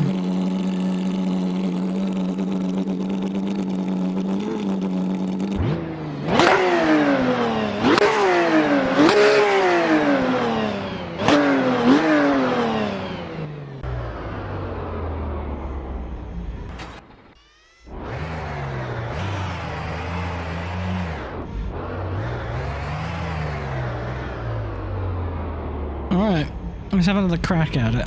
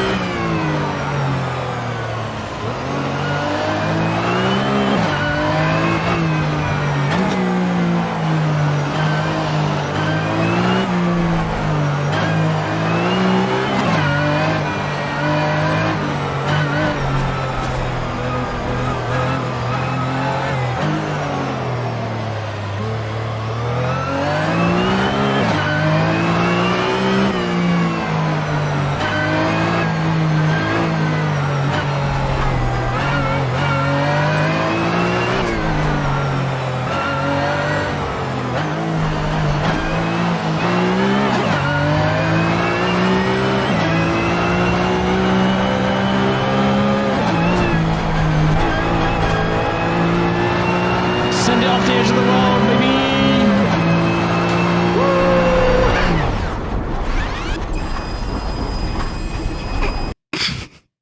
Sounds great!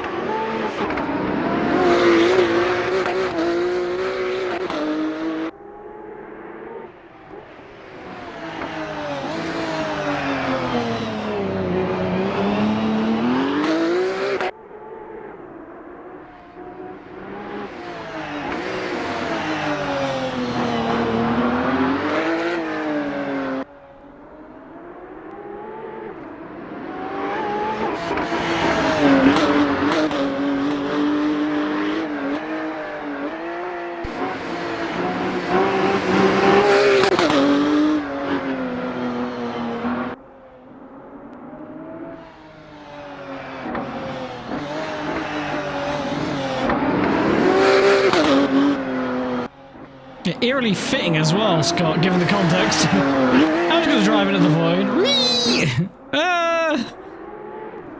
We're back in Silent Hill.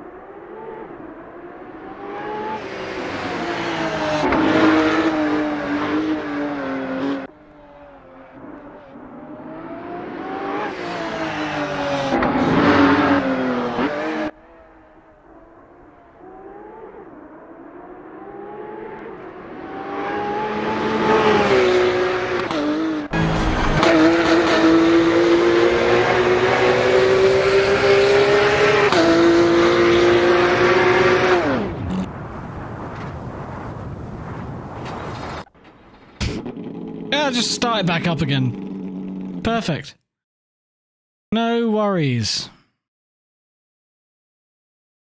Oh my gosh. My limbs, I tell you what, my upper body is crying to me saying, "What are you doing? Stop that!" I don't blame it. Me. Me hurt. That's why. So, what's Batcho doing? I think I'm going to end the stream, basically. There's Batcho's watching TT stuff, the madman. And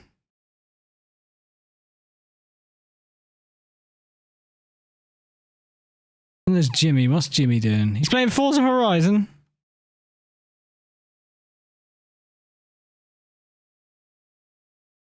Oh, he's stealing my bit, not running a webcam. Look at that.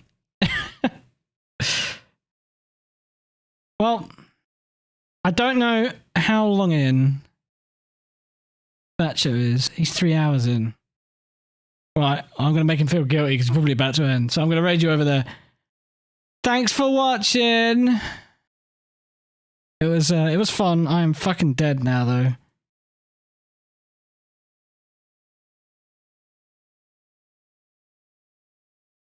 Quick, send you over.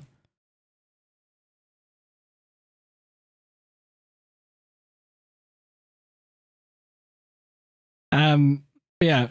Thanks for watching. Thanks for following. If you're new around here, appreciate you. Hopefully I see you again soon. We've got our community Discord if you want to join that. !Discord, below the stream, all that good shit. Yeah, give my love to Batcho because I need to go and find a bath to soak into. I'll catch you later.